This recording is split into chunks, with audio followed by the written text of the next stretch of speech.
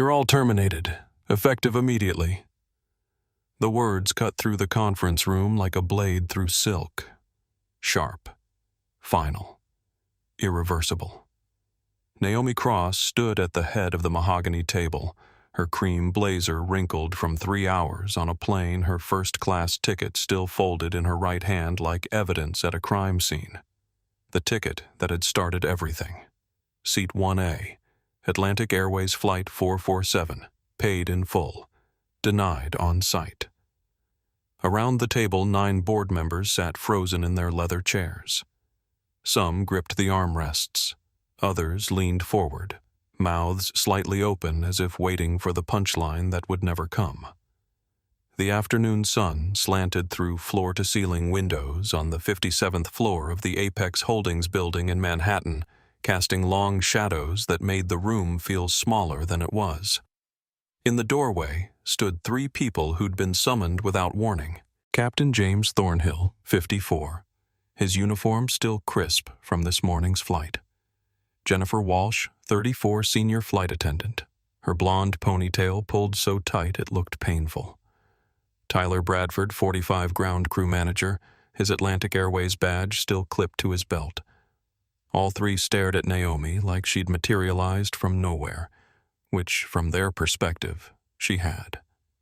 4 hours ago, she'd been the black woman they'd escorted off Flight 447. The woman they'd told didn't fit in first class. The woman whose credit card they'd examined like it might be stolen. The woman they'd removed in front of a cabin full of witnesses, while David Whitmore, 62, silver-haired and smug, settled into her seat with a glass of champagne. Now she stood in their boardroom. Now she held their careers in her hands. Jennifer's face had gone from its usual peachy glow to the color of old paper. Captain Thornhill's jaw worked silently, trying to form words that wouldn't come. Tyler Bradford just stared at the floor as if hoping it might open up and swallow him. In the corner of the room, David Whitmore himself sat in a guest chair, called in as a valued customer to provide his perspective on the incident. His expensive suit suddenly looked too tight. His Rolex caught the light as his hand trembled slightly on the armrest. The realization was dawning on his face like a slow sunrise. The woman he'd dismissed, the woman whose seat he'd taken, the woman he'd watched being removed while he sipped Dom Perignon wasn't just any passenger. She owned part of this company. Bernard Ashford, the CEO of Apex Holdings, cleared his throat. "Ms. Cross, perhaps we should discuss this privately before making any hasty decisions." Naomi's eyes shifted to him. She didn't raise her voice. She didn't need to. "Authority has its own frequency, Mr. Ashford. In exactly 3 hours the world will know what happened on Flight 447. Every news outlet, every social media platform, every single person who's ever been told they don't fit somewhere they paid to be. But let me take you back to where this started." She paused, letting the silence stretch like a wire about to snap. 4 hours ago, Gate B-17, Hartsfield-Jackson, Atlanta International Airport. When your crew decided my money wasn't green enough for Seat 1A, 4 hours earlier, 6:47 a.m. Atlanta. The morning rush at the world's busiest airport moved like a river around Naomi Cross as she walked toward Gate B-17. Coffee shops pumped out the smell of espresso and burnt sugar. Travelers in business suits speed-walked past families dragging rolling suitcases. Departure boards clicked and refreshed, announcing delays and gate changes in a rhythm that felt almost musical. Naomi had made this walk 100 times. Atlanta to New York, LaGuardia, Tuesday morning. She usually took the 7:15 a.m. flight because it got her into the city by 9:30, perfect timing for a 10 o'clock meeting. Today's meeting was with investors interested in Cross Technology's new cloud security platform. She'd spent the weekend preparing her pitch deck, running the numbers, anticipating questions. She wore dark jeans, a white blouse, and a comfortable navy blazer. No designer labels. No jewelry except a simple silver watch her mother had given her when she graduated from MIT. Her natural hair was pulled back in a professional style that took exactly 7 minutes to achieve. She carried a leather laptop bag over one shoulder and pulled a small black rolling carry-on behind her. She looked like what she was, a successful professional traveling for work. She did not look, in her own estimation, like someone who needed to prove she could afford a first-class ticket. But she'd learned over 38 years of being black in America that looking like something and being treated like something were two different things entirely. At gate B-17, the priority boarding lane was nearly empty. Most first-class passengers had already boarded during the pre-boarding for families and passengers needing assistance. Naomi pulled out her phone, tapped twice, and her digital boarding pass illuminated the screen. Atlantic Airways Flight 447, Seat 1A, First Class. The gate agent, a Hispanic woman in her 30s with a name tag reading Rosa Martinez, smiled when Naomi approached. "Good morning. Let me scan that for you." The scanner beeped. Green light. Approved. "Welcome aboard, Ms. Cross. Enjoy your flight." "Thank you." Naomi returned the smile. Rosa's eyes were kind, professional. There was no hesitation, no surprise, no moment of doubt. Just standard service. Naomi would remember this interaction later. Would remember Rosa's face when everything that came after started to unfold. Rosa would remember it too. Would testify about it, in fact. Would say under oath that Naomi Cross had been polite, professional, properly dressed, and properly ticketed when she boarded Flight 447. But that was later. Now Naomi walked down the jetway, her carry-on wheels humming against the ribbed floor. The tunnel smell of jet fuel and recycled air. The slight upward incline. The distant sound of an engine powering up somewhere on the tarmac. Ahead of her, an elderly white couple moved slowly. The man, probably in his 70s, walked with a cane. His wife held his elbow, guiding him gently. They took small, careful steps. Naomi slowed her own pace, giving them space. No reason to rush, no reason to crowd them. The plane wasn't going anywhere without all its passengers. At the aircraft door, the elderly man paused to catch his breath. "Damn knee," he muttered. "Take your time, sir," Naomi said from a respectful distance behind them. The man's wife turned, saw Naomi, and her eyebrows lifted just slightly. "Oh, are you first class too?" The question wasn't rude exactly, but it wasn't neutral either. There was surprise in it, a kind of reflexive shock that someone who looked like Naomi might be headed to the same cabin as them. "Yes, ma'am," Naomi said evenly. "Well." The woman's smile was tight, the kind that didn't reach her eyes. "Good for you. Good for you." As if Naomi had won something instead of purchased something. As if her presence in first class was a stroke of luck rather than a choice backed by $2,000 and a frequent flyer account. Naomi had heard variations of this phrase her entire life. Good for you for getting into MIT. Good for you for starting your own company. Good for you for succeeding despite. And here the sentence usually trailed off, but the unspoken end was always the same. Despite being black, despite being a woman, despite not being what we expected. She didn't respond, just waited while the elderly couple turned left into the first-class cabin. Then she followed her carry-on, bumping gently over the threshold where jetway met aircraft. And that's when it started. A flight attendant stood at the door, young, maybe 26, with warm brown eyes and a name tag that read Carlos Reyes. He smiled as Naomi entered. "Good morning, welcome aboard." His smile was genuine, not performative, not surprised, just welcoming. Naomi made a mental note of his name. Carlos. In a few hours, she'd be very glad she remembered it. "Good morning," she replied and stepped into first class. The cabin hit her with that specific luxury that premium seating always had. Cream-colored leather seats arranged in a 2-2 configuration. Real wood paneling along the walls, not the plastic imitation you saw in economy. Ambient lighting that somehow made everyone look rested even at 6 in the morning. The air smelled like expensive cologne and fresh coffee and something floral, maybe lavender, from the hot towels they'd distribute before takeoff. 8 rows of first class, 16 seats total. Most were already occupied. Business people settling in with laptops and newspapers. A woman in row 3 typing furiously on her phone. The elderly couple from the jetway making their way slowly to row 5. Naomi's seat was in row 1, left side. Window, seat 1A. The best seat on the plane if you cared about such things.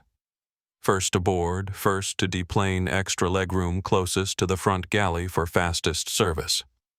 She'd selected it specifically 3 weeks ago when she'd booked the flight, paying an extra $85 for the premium position. She located the row and stopped. Someone was already sitting in 1A. A white man, probably early 60s, with carefully styled silver hair and a navy suit that probably cost more than most people's monthly rent. He'd already made himself comfortable. His carry-on and Hermes bag Naomi recognized from its distinctive orange and brown pattern was stowed in the overhead bin. His shoes were off expensive Oxford loafers, positioned neatly under the seat in front of him. He held a crystal champagne flute in his left hand, already a third empty. The Wall Street Journal was spread across his lap, open to the business section. He looked in every possible way like someone who fit exactly where he was. Naomi checked her phone again. Boarding pass still showed seat 1A. No mistake. She took a breath, kept her voice friendly, and approached. "Excuse me, sir. I think there might be a seating mix-up. This is my assigned seat." The man looked up from his newspaper. His eyes traveled from her face to her laptop bag, to her rolling carry-on, to her comfortable flats, then back to her face. The scan took maybe 3 seconds. 3 seconds in which Naomi felt herself being appraised, categorized, and found wanting. She'd felt this look before, countless times. In department stores where security had followed her, in conference rooms where clients had assumed she was someone's assistant, in restaurants where hosts had tried to seat her near the kitchen. It was a look that said, "You don't match my expectations for this space." "I sit here every Tuesday and Thursday," the man said, returning his eyes to his newspaper as if the matter was settled. "You must be mistaken." His tone was casual, not angry, not even particularly rude, just certain. The certainty of a man who'd spent his whole life being told yes and had forgotten that no was even possible. Naomi felt the familiar warmth start in her chest. The warmth that came from a lifetime of moments exactly like this one. But she kept her voice level. "I have seat 1A confirmed on my boarding pass.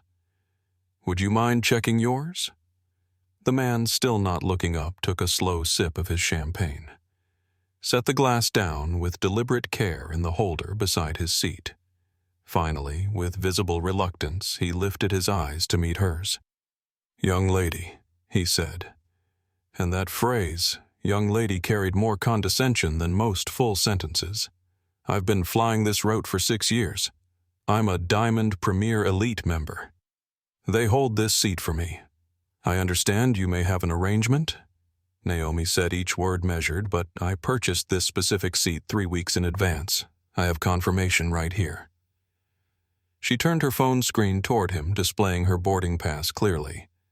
"Seat 1A. He barely glanced at it. "System error. Happens all the time with online bookings. Talk to the gate agent.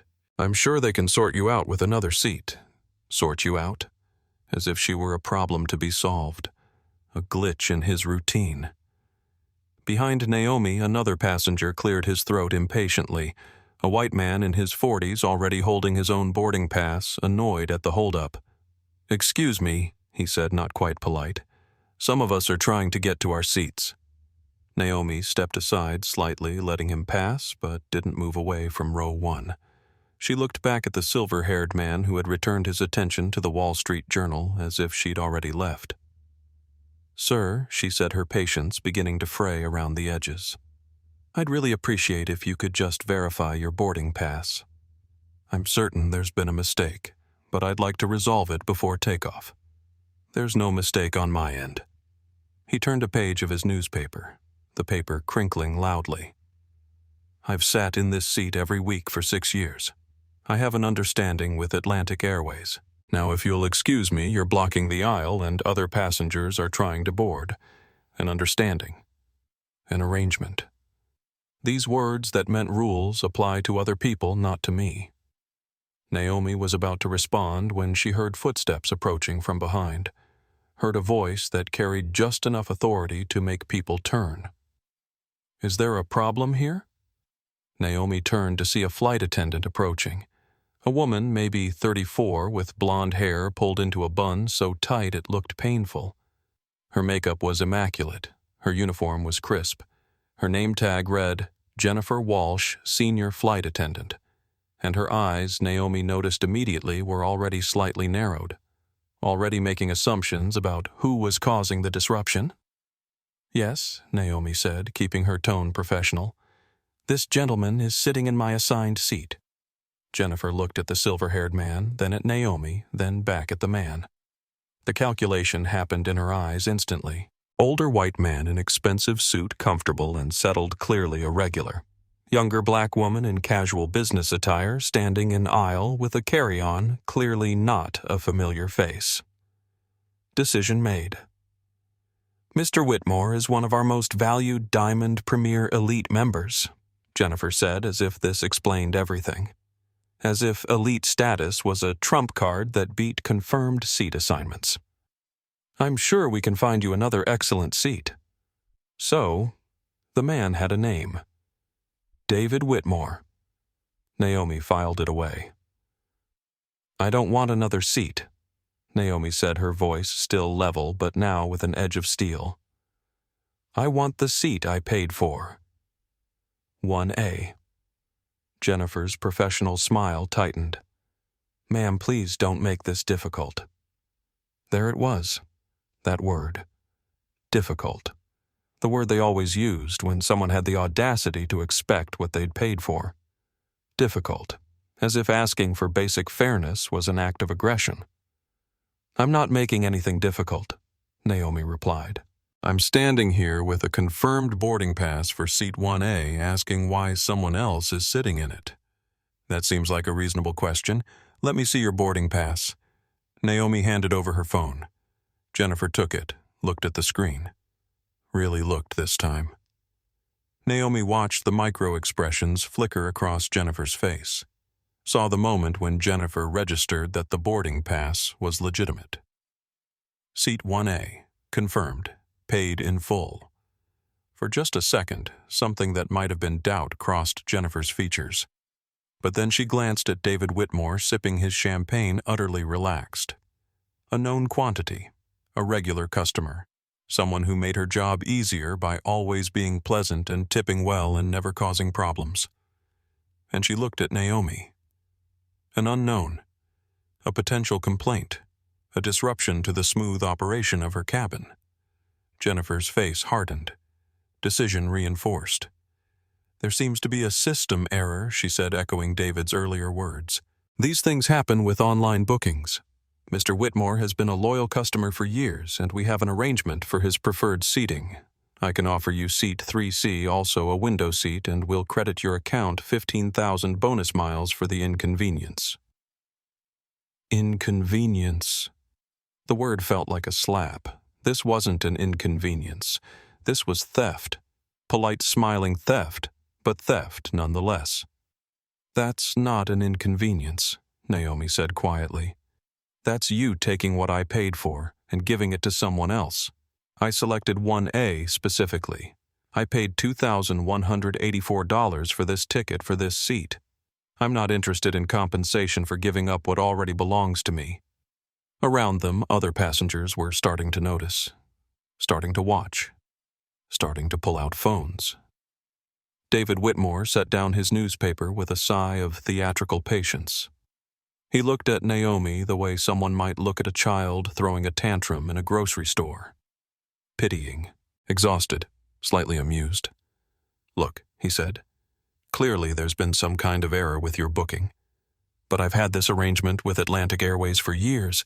I think we all know how this should be resolved. You take another seat, they give you some miles, everyone's happy. Why make this into something it doesn't need to be? Something it doesn't need to be. Translation. Why make this about what it's actually about? What this needs to be, Naomi said, looking directly at him, is that I sit in the seat I paid for. That's all. That's the entirety of what this needs to be. A woman in row 2, white, early 40s, with auburn hair and intelligent eyes, looked up from her laptop. She'd been watching. She spoke up, her voice carrying clearly through the cabin. Excuse me, but she's showing you a legitimate boarding pass. Shouldn't you be asking to see his boarding pass too? Jennifer turned sharply toward the woman. Ma'am, this doesn't concern you. It concerns all of us, the woman replied. We're all watching this happen, and what I'm seeing is that you're taking her word that she has the wrong seat without checking if he has the right one. The woman was right. Jennifer hadn't asked David for any documentation, hadn't asked him to prove his claim, had simply believed him because... Why? Because he was David Whitmore, Diamond Premier Elite, because his suit was expensive, because his skin was white. Jennifer's face flushed. Ma'am, I've offered a very generous solution. If you continue to be difficult about this, I'll have to ask the captain to address the situation. Difficult. That word again. The universal code for your not accepting our unfairness quietly enough. I would appreciate speaking with the captain, Naomi said, because I'd like someone to explain to me clearly why Mr. Whitmore's claim to this seat is being taken at face value, while mine, despite documentation, is being dismissed. David stood up abruptly, all pretense of patience evaporating. This is ridiculous. I sit here every week. Every single week. I'm not giving up my seat to some random passenger who clearly doesn't understand how premium cabin service works. Some random passenger. The phrase hung in the air like smoke. Random, Naomi repeated softly. Is that what I am? Not a confirmed ticket holder, not a paying customer, just random. You know what I mean? David said, but his face suggested he was starting to realize how his words sounded. Do I? Naomi asked. Please, explain what you mean. I'd love to hear it. Silence. David's mouth opened, closed. Whatever word had been on his tongue, he'd swallowed it. But everyone in the cabin knew what that word might have been. What category he'd almost named out loud. Jennifer stepped between them, physically inserting herself into the space. Both of you, please. Let's all take a breath. Ma'am, she looked at Naomi. I'm asking you one final time. Will you accept alternative seating? No. Then I'll need to call the captain. Please do. Jennifer pulled out her phone, spoke into what looked like a communication app. Her voice was low, but Naomi caught the words. Captain Thornhill, we have a situation in first class. Passenger refusing to comply with crew instructions. Passenger refusing to comply. That's what Naomi had become in Jennifer's narrative. Not a passenger with a legitimate complaint. Not a customer being treated unfairly. A problem. A refusal. A disruption. More passengers were boarding now, squeezing past the confrontation in the aisle. Some looked annoyed at the delay. Some looked uncomfortable, like they sensed something wrong but didn't want to get involved. Some, Naomi noticed, had their phones out. Recording. A young couple, white, probably in their late 20s, wedding rings still shiny and new. The husband had his phone angled toward the scene. The wife whispered something to him. He nodded and tapped his screen. The little red light in the corner indicated he'd started recording video. An older black man in row 4, maybe 65, lowered the magazine he'd been reading. His eyes found Naomi's. Something passed between them. Recognition. Understanding. He knew exactly what was happening here, had probably seen it happen in one form or another countless times before. Carlos, the young flight attendant who'd greeted Naomi at the door, appeared from the front galley. He'd been listening, watching. His face showed distress, like he wanted to say something but didn't have the authority or the courage to contradict his senior colleague. Jennifer noticed him. "Carlos, I've got this. Go check that the rear cabin is boarding properly." Carlos hesitated. His eyes met Naomi's for just a second. She saw the apology there, the recognition that this was wrong. But he was junior, new, probably still in his probationary period. Speaking up could cost him his job. He left. Jennifer turned back to Naomi, her expression now fully hardened into bureaucratic authority. "Ma'am, the captain is on his way. I'm giving you a final opportunity to make this easy. Accept seat 3C or face the possibility of being removed from the flight entirely." There it was. The threat that had been hovering under everything since this started. Comply or be removed. Give up what's yours or lose everything. Naomi looked at Jennifer. At David Whitmore still standing, still holding his champagne glass, still utterly confident he would win this. At the other passengers watching. At the phones recording. She thought about her mother Diana, who'd worked 3 jobs and still found time to teach Naomi that respect wasn't negotiable. Who'd told her over and over, don't let them make you small. Don't let them convince you that your worth is up for debate. She thought about every black girl who'd be on a plane someday, who'd pay for a seat, and wonder if she'd have to fight for it. She thought about the fact that it was November 17th, 2025, and apparently some battles from 1955 still needed fighting. "I'll wait for the captain," Naomi said. Jennifer's expression tightened. She spoke into her phone again. "Captain Thornhill, please come to the first-class cabin immediately." Then into her communication app, quieter, but not quiet enough. "And let's have security on standby." The cockpit door opened with a pressurized hiss. Captain James Thornhill emerged, and his presence immediately changed the atmosphere in the cabin. He was tall, well over 6 feet, with broad shoulders, and the kind of natural authority that came from 3 decades of being in command. His hair was graying at the temples. His uniform was immaculate with 4 perfect stripes on each shoulder, and his expression suggested he was already annoyed before he fully understood the situation. He scanned the first-class cabin in seconds. Saw Naomi standing in the aisle, laptop bag over her shoulder, carry-on beside her. Saw David Whitmore seated in 1A, champagne in hand, newspaper folded in his lap. Saw Jennifer with her arms crossed, her body language screaming vindication at having called for backup. Saw the phones, multiple phones, pointed at the scene, and made his assessment. "What's the problem here?" His voice was deep, used to being obeyed, used to ending conflicts simply by arriving. Jennifer jumped in immediately, speaking fast, establishing her narrative first. "Captain, this passenger is refusing to follow crew instructions. She's claiming that seat 1A is hers, but Mr. Whitmore, as you know, has an arrangement for that seat. I've offered alternative seating and compensation. She's refused both and is now delaying departure." Naomi opened her mouth to defend herself, but Captain Thornhill held up one hand. "Stop. Ma'am, I'm going to need you to lower your voice." "My voice is at normal volume," Naomi said. "I haven't raised it once." "Ma'am." His tone got harder, flatter. "I'm the captain of this aircraft. When my crew tells me there's a disruptive passenger, I trust their judgment. Now, are you going to cooperate, or do we have a problem?" The bias was so casual, so automatic, that it almost took Naomi's breath away. He hadn't asked what happened, hadn't asked to see her boarding pass, hadn't asked David to verify his claim to the seat.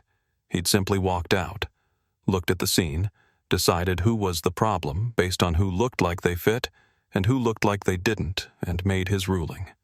30 seconds. That's all it had taken for Captain James Thornhill to decide that Naomi Cross was the issue. Captain Naomi said, forcing her voice to stay measured, "I'd like to show you my boarding pass. That won't be necessary.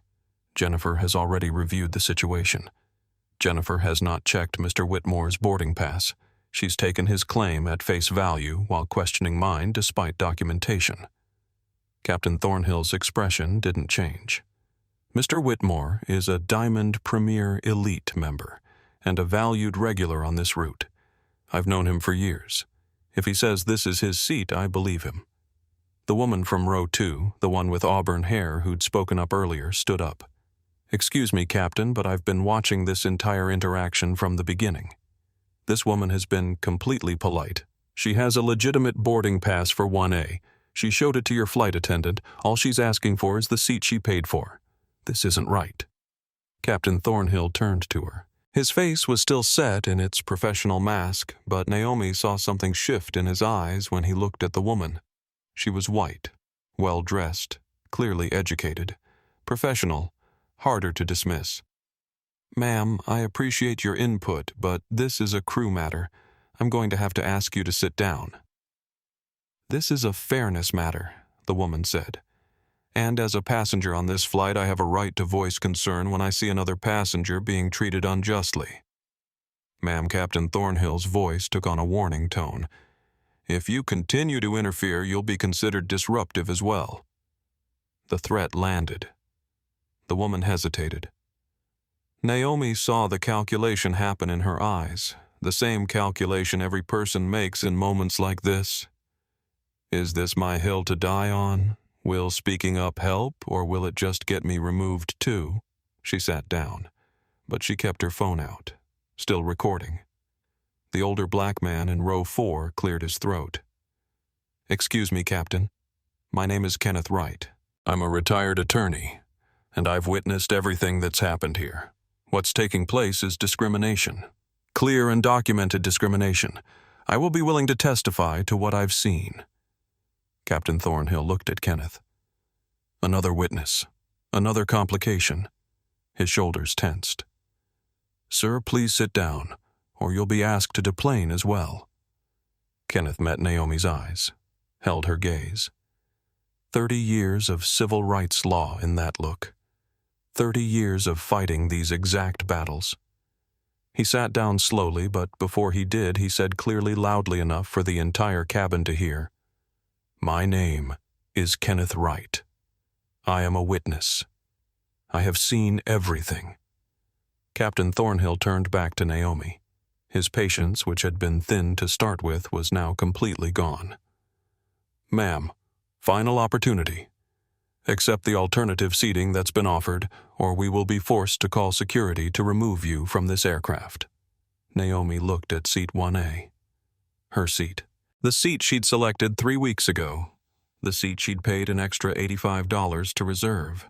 The seat where David Whitmore now sat. His champagne refilled his face, showing the smug certainty of a man who'd always won these battles because the system was built to let him win. She thought about compliance, about taking 3C and swallowing the injustice and getting to her meeting in New York and moving on with her day, about choosing peace over principle. She thought about her mother's voice. Never let them make you smaller than you are. Never let them convince you that your worth is up for debate.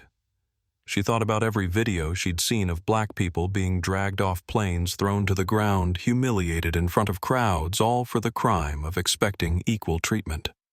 She thought about the phones recording right now, about how this moment would be documented, about how she needed to be very, very careful because she knew that if she showed any anger, any volume, any emotion at all, the narrative would shift. She'd become the aggressive one, the threatening one, the one who needed to be subdued. So she kept her voice perfectly level, perfectly calm. "Captain, I have a confirmed reservation for seat 1A. I have documentation. All I'm asking is that you verify both boarding passes before deciding who stays and who goes. That's not an unreasonable request. That's basic fairness. This isn't about fairness. This is about flight operations and following crew instructions. Then show me the instruction that says elite members can take confirmed seats from other passengers." Captain Thornhill's face reddened. "Ma'am, you're being deliberately difficult. I'm being deliberately persistent in asking for what I paid for. If you see those as the same thing, that's the problem." The captain pulled out his radio. Jennifer, call security to gate B-17. Jennifer already had her phone out. She spoke into it, her voice carrying through the now silent cabin security needed at gate B-17. Passenger removal. Female black, approximately 35 to 40. Potentially aggressive. Potentially aggressive. Naomi hadn't raised her voice once, hadn't made a single threatening move, had simply stood in an aisle holding a boarding pass asking for a seat. But Jennifer had called security, had specified her race, had labeled her as potentially aggressive. Every black person in that cabin felt those words land like stones. Naomi closed her eyes for just a second, felt the weight of every year of her life compress into this moment. Every time she'd been followed in a store, every time someone had clutched their purse in an elevator, every time she'd been told in 1,000 small ways that she didn't fit. When she opened her eyes, her voice was quiet but absolute. Call whoever you need to call. But everyone here is watching. Everyone recording is documenting. When this is over, when the truth is clear, every person who participated in this will have to answer for it. Captain Thornhill stared at her, and maybe, just maybe, some small part of him wondered if he'd misjudged this situation. But it was too late. Security was already on the way. 2 airport security officers arrived 4 minutes later. 4 minutes during which Naomi stood in the aisle, motionless, while other passengers squeezed past her to reach their seats. 4 minutes during which Jennifer made a show of helping David Whitmore with his newspaper, refilling his champagne, doing everything possible to demonstrate that he was the valued customer and Naomi was the problem. 4 minutes during which phones recorded every second.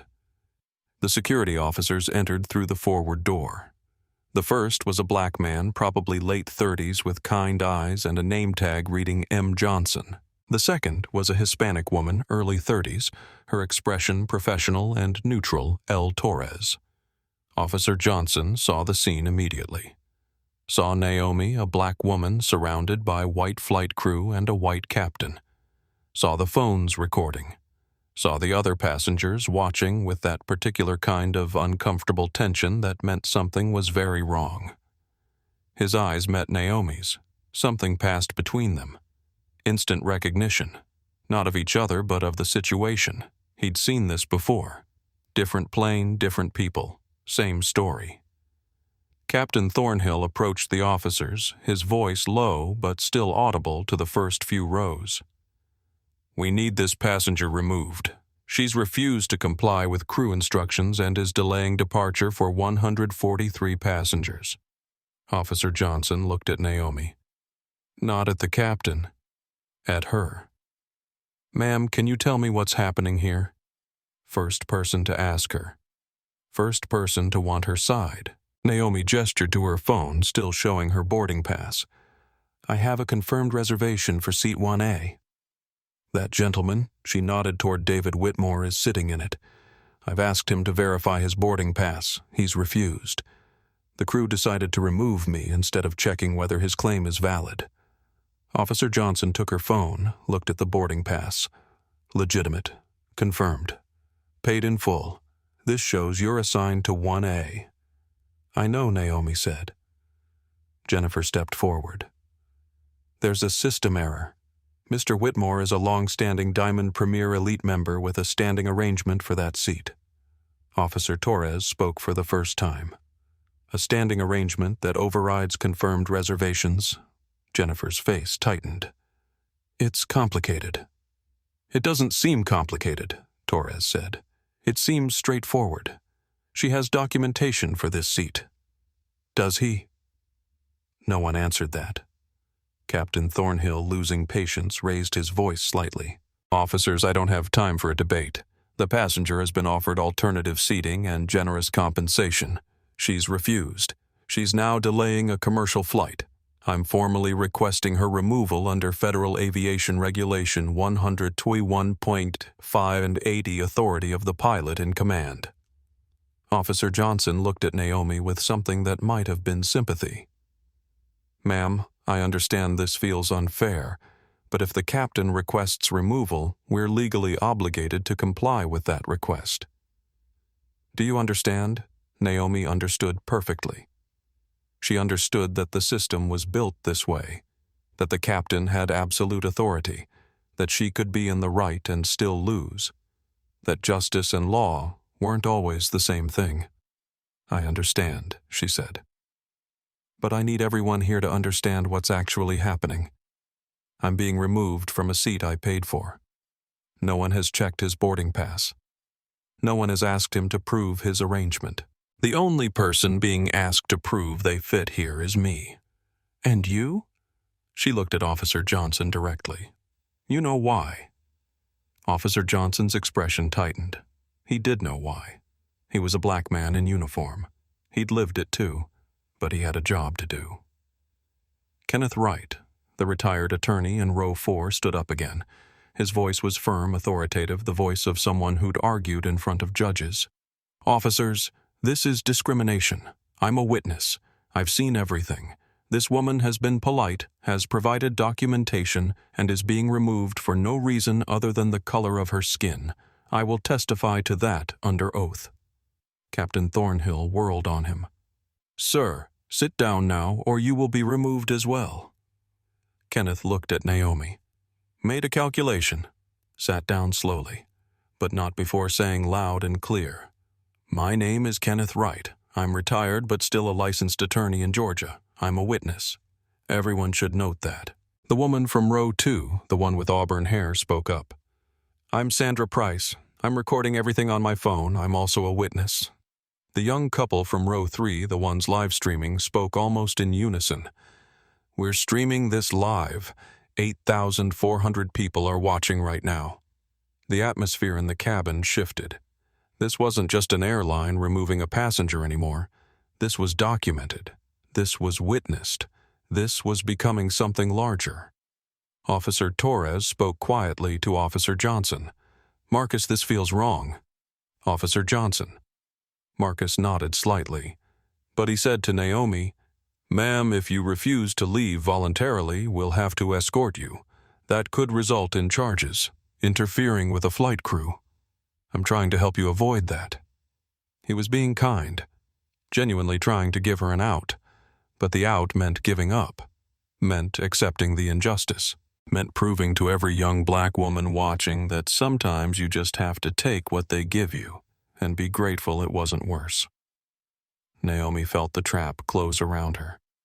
Resist physically, get arrested. Get arrested. Get charged. Get charged.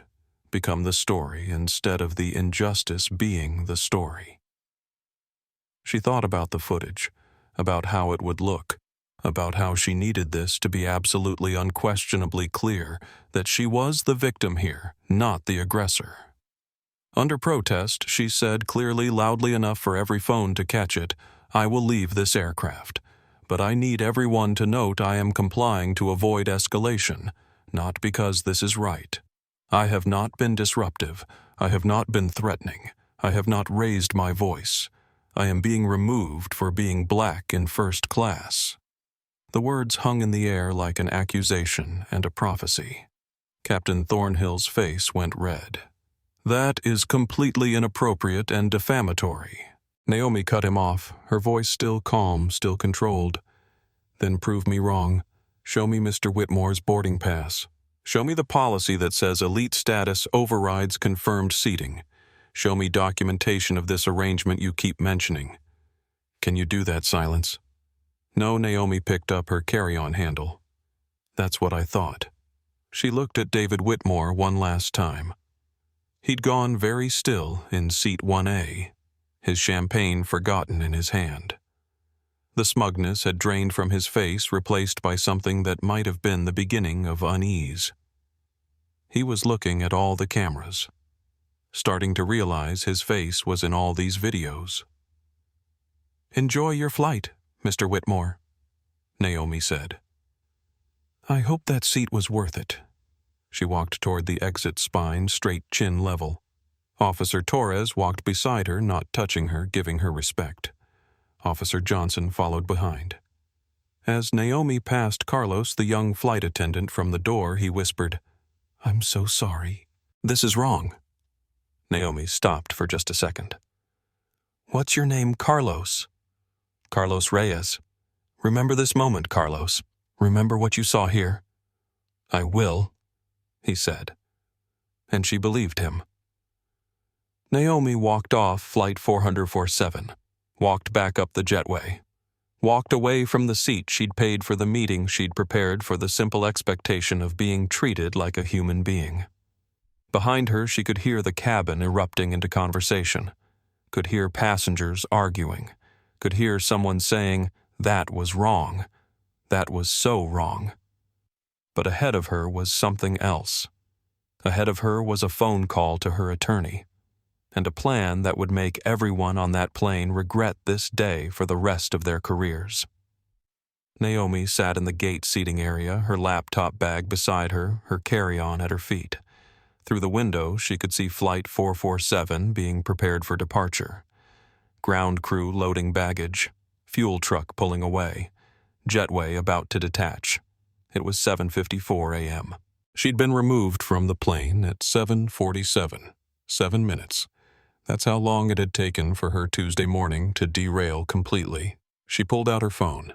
Notifications were already flooding in. The live stream from row 3 had gained viewers, 47,000 and climbing. The TikTok video from Sandra in row 2 was already over 80,000 views in less than 10 minutes. Twitter was starting to buzz with a hashtag someone had created, hashtag Flight 447. But Naomi wasn't looking at social media yet. She was opening her contacts, finding Hannah Frost, her general counsel at Cross Technologies. The call connected on the second ring. Naomi Hannah's voice was alert despite the early hour. "I thought you were on a plane." "I was. They removed me." Silence on the other end. Then carefully, "Why?" "Because a white passenger wanted my seat and they decided he deserved it more." "Please tell me you're joking." "I'm not." "And Hannah, it's all on video, multiple angles. It's already going viral." She could hear Hannah moving, probably sitting up in bed, probably already reaching for her own laptop. "Tell me everything, every detail." Naomi walked her through it. The initial confrontation with David Whitmore, Jennifer Walsh's immediate bias, Captain Thornhill's automatic assumption that Naomi was the problem, the security call, the removal. When she finished, Hannah was quiet for a moment. Then, "Naomi, this is bad. For them, I mean. This is very, very bad for Atlantic Airways." "I know. Do you want to sue? Because we can sue. We can sue them into next year. I want to do more than sue. I want to change things so this never happens to anyone else." How? Naomi thought about it. Thought about her mother Diana, who'd worked 3 jobs to put her through school. Diana, who'd never flown first class in her life, but had taught Naomi that respect wasn't about where you sat. It was about refusing to accept being treated as less than human. She thought about being 9 years old at the community pool, feeling eyes on her the entire time. About being 14, being followed through a department store by security. About being 17, having to retake a test to prove she hadn't cheated. About being 22 at MIT, walking into the computer science building and being asked if she was looking for someone. About building Cross Technologies from $50,000 in savings into a company valued at $2.3 billion. About creating jobs for 400 people. About proving every single person wrong who'd ever told her she didn't fit.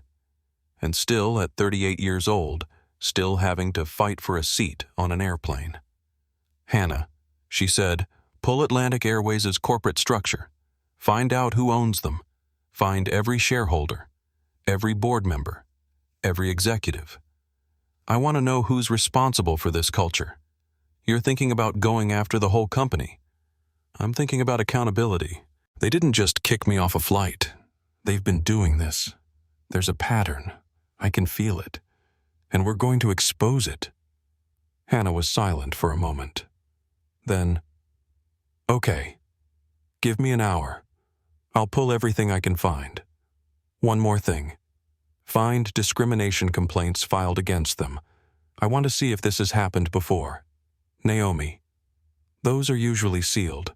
Then find a way to unseal them. I'm not just fighting for me anymore. I'm fighting for everyone who's been told they don't fit. After she hung up with Hannah, Naomi called her VP of Communications, Elena Rodriguez. Elena answered immediately. Boss, I just saw the video. Are you okay? I'm fine. But Atlantic Airways won't be. I need you to monitor social media. Track every mention, every video, every comment. Document everything. But don't issue any statements yet. Let it build organically. It's already building. The hashtag's at number 7 trending. And Naomi. Some of the comments are brutal. People are calling for boycotts, calling for firings. The airline's social media is being flooded. Good. Let them panic. I want them to feel the heat before I make my move. Rosa Martinez. The gate agent who'd scanned Naomi's boarding pass approached hesitantly. Miss Cross, I'm so sorry about what happened. Your boarding pass was valid. I scanned it myself. What they did was wrong. Naomi looked up at her.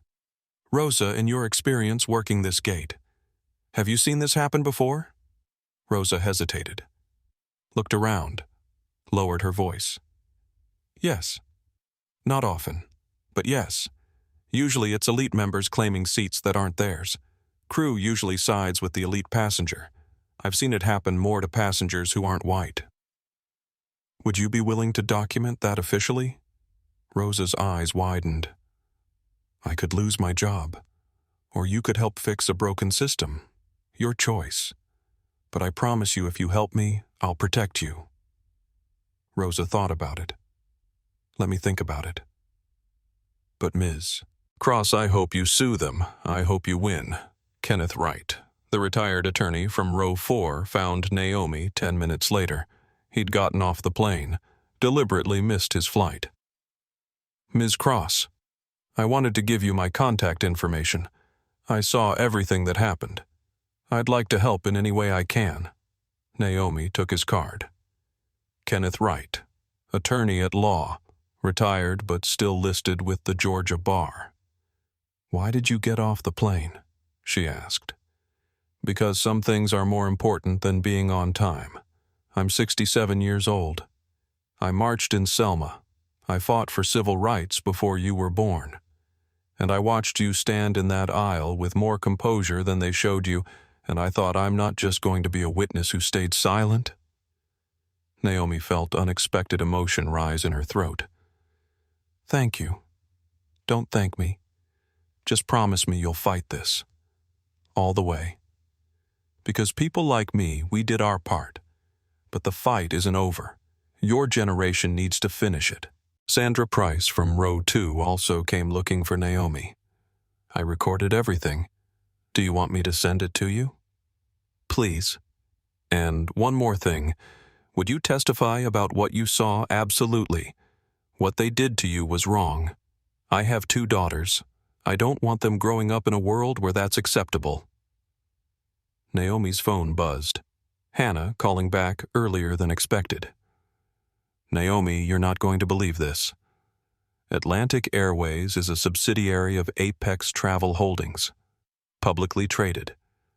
And guess who owns 4.7% of Apex through the Cross Technologies Venture Fund? Naomi's breath caught. We do. You do. From that 2019 investment in the travel tech sector. You probably forgot about it because it was part of a diversified portfolio, but it's there, which means you have shareholder rights. Naomi's mind began racing. Shareholder rights. That meant access to internal documents. That meant ability to call for investigations. That meant leverage. Hannah, what are my options? Oh, Naomi, your options are extensive and about to become their nightmare. By 8:30 a.m., Sandra's TikTok video had crossed 1 million views. By 9:00 a.m., The live stream from row 3 had been reshared 14,000 times. By 9:30 a.m., hashtag Flight 447 was trending number 3 nationally, and hashtag Atlantic Airways was number 7. Naomi sat in an airport coffee shop laptop open watching the internet catch fire. The videos were everywhere, different angles of the same scene. Naomi standing calmly in the aisle. Jennifer Walsh calling security and specifying black female potentially aggressive. Captain Thornhill never asking to see David Whitmore's boarding pass. The moment Kenneth Wright stood up to declare himself a witness. Sandra filming openly. The young couple live streaming to thousands. The comments were brutal. This is 2025 and we're still seeing this. That captain needs to be fired immediately. Everyone defending the airline, would you give up your seat? The way she kept her composure while they humiliated her. That's strength. Why didn't she just take another seat? This comment was downvoted into oblivion. They kicked her off her seat. The injustice is insane. News outlets were picking it up. CNN had pushed a notification Black Tech CEO removed from first-class flight. Video goes viral. The Root had posted a thread, they kicked her off her own seat. Then found out who she was. Forbes was already running the angle. Naomi Cross, CEO of $2.3 billion Cross Technologies, forcibly removed from Atlantic Airways flight. Atlantic Airways' social media accounts were being destroyed. Every post, every tweet, every Instagram photo was flooded with comments. What about hashtag Flight 447? When are you going to address removing a passenger from her paid seat? I'm canceling my account and switching airlines. This is discrimination. Plain and simple. The airline's PR team scrambled to respond. At 10:15 a.m., they posted an official statement. Atlantic Airways is aware of an incident involving Flight 447 from Atlanta to New York this morning. We are conducting a thorough investigation into the matter. Atlantic Airways does not tolerate discrimination of any kind. We are reviewing all policies and procedures related to this event. We will provide updates as our investigation progresses. The statement was immediately ratioed. The top reply with 48,000 likes. Conducting an investigation. We can all watch the video. We saw what happened. This isn't complicated. Naomi received an email at 10:22 a.m. from Bernard Ashford, CEO of Atlantic Airways' parent company, Apex Holdings. Subject Flight 447, Incident Ms. Cross. I have just become aware of the situation that occurred on Flight 447 this morning. I want to personally apologize for your experience and invite you to discuss this matter directly with me. This does not reflect the values of Atlantic Airways or Apex Holdings. Please call my office at your earliest convenience so we can address this situation appropriately. Sincerely, Bernard Ashford, CEO, Apex Holdings. Naomi forwarded it to Hannah with a single line. He's trying to contain this privately. Don't respond yet. Let him sweat, Elena called. Boss interview requests are pouring in. CNN, MSNBC, CBS, ABC, The New York Times, Washington Post. Everyone wants to talk to you. What do you want me to tell them? Tell them I'll make a statement soon. But not yet. I want Atlantic to make the first move. You're playing this perfectly. Every hour of silence from you makes them more nervous. That's the idea. The numbers kept climbing. By 11:00 a.m., the combined videos had 8 million views. The hashtag was trending #1 worldwide. Flight 447 had become a movement. Naomi arrived at Cross Technologies headquarters at 11:30 a.m. The building was a sleek glass structure in downtown Atlanta, 12 stories of innovation that she'd built from nothing. Her employees knew something had happened. Word had spread. As she walked through the lobby, people nodded with respect tinged with concern. In the main conference room on the 8th floor, her core team was already assembled. Hannah Frost, 44, white woman, Princeton law graduate who'd left a comfortable partnership at a major firm to be Cross Technology's general counsel. Fierce, brilliant, loyal. Elena Rodriguez, 36, Hispanic VP of Communications who'd built Crosstech's brand from scratch. Street smart and strategic. James Sullivan, 51, white CFO who'd walked away from Goldman Sachs to help Naomi build something meaningful. Numbers genius with a conscience. Dr. Marcus Chen, 39, Asian American Chief Data Officer, MIT PhD, who could make data tell stories that changed minds. Simone Baptiste, 47, Black woman, HR Director. 20 years in corporate human resources who'd seen every type of workplace discrimination and knew how to document it. The conference table was covered with documents, laptops, open screens, showing analytics and legal filings and financial data. Hannah started. Okay, here's what we have. Atlantic Airways is fully owned by Apex Travel Holdings.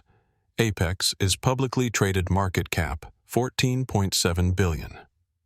Through your 2019 venture investment in travel technology, Cross Technologies owns 4.7% of Apex. That's significant, James said. That's enough for real shareholder rights.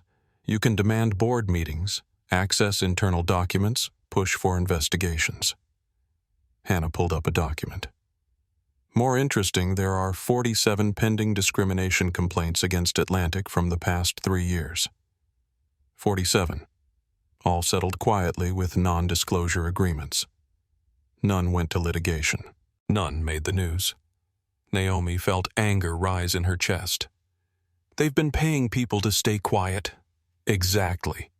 And those NDAs probably unenforceable if we can prove a pattern of civil rights violations. Silencing victims of discrimination is itself illegal. Elena shared her screen. Social media update.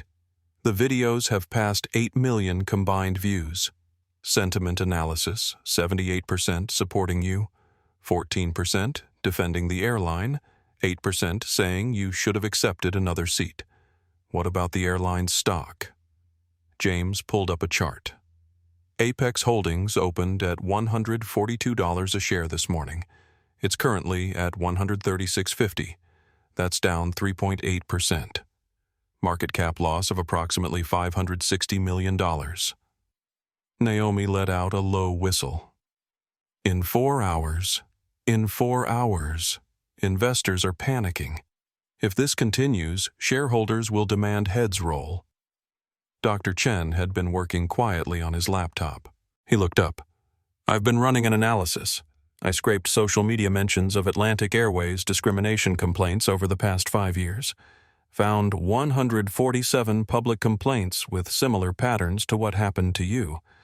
89 involved passengers of color being reseated or removed. 23 specifically mentioned first-class disputes with elite members taking assigned seats. He pulled up another screen. And I cross-referenced the elite passengers named in complaints. 12 names appear multiple times. David Whitmore. He's been named in 9 previous incidents. The room went quiet. 9, Naomi said. David Whitmore has done this 9 times. 9 times that people complained publicly about.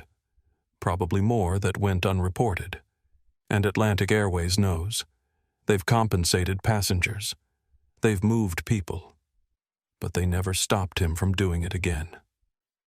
Simone spoke up, her voice hard with controlled anger. I pulled EEOC complaints from employees. Atlantic has 23 open investigations from their own staff. Flight attendants, ground crew pilots, all claiming racial discrimination in work assignments. She distributed printouts. Black flight attendants say they're put on less desirable routes. Hispanic ground crew say they're passed over for promotions. There's a cultural problem here, not just isolated incidents. Hannah leaned forward. So here's our strategy. We have shareholder rights. We can demand an emergency board meeting under Clause 14B to investigate discrimination. We need documented evidence of practices that harm company reputation or violate federal law. We have both. The viral videos are documentation. The stock drop is harm. The EEOC complaints are federal violations. How fast can we trigger it? Naomi asked. By law, they have to convene within 48 hours of formal request. But here's the aggressive move we demand it happens today. Emergency clause. We argue ongoing social media crisis constitutes emergency requiring immediate action. Naomi thought about her mother. About Diana's words. When you fight, fight smart. Use their rules against them. Make them answer for what they've done. Do it. I want that board meeting within 6 hours. They'll fight it. Let them. Every hour they delay is another hour of Flight 447 trending. Their stock will keep dropping.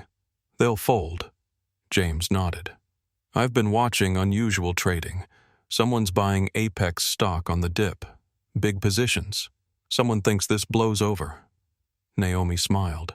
It wasn't a pleasant smile. They're wrong. Elena interrupted. One more thing. Sean King wants to talk to you. Ben Crump's office called. NAACP wants a statement. Schedule them for after the board meeting. I want resolution before I speak publicly. The team spent the next 2 hours building the case. Hannah drafted the emergency shareholder meeting request, citing specific clauses and attaching documentation. Elena prepared communications strategy. James ran financial projections showing how much more damage the stock could sustain. Dr. Chen compiled his data analysis into a presentation showing clear patterns of discrimination. Simone documented the EEOC complaints with careful legal precision.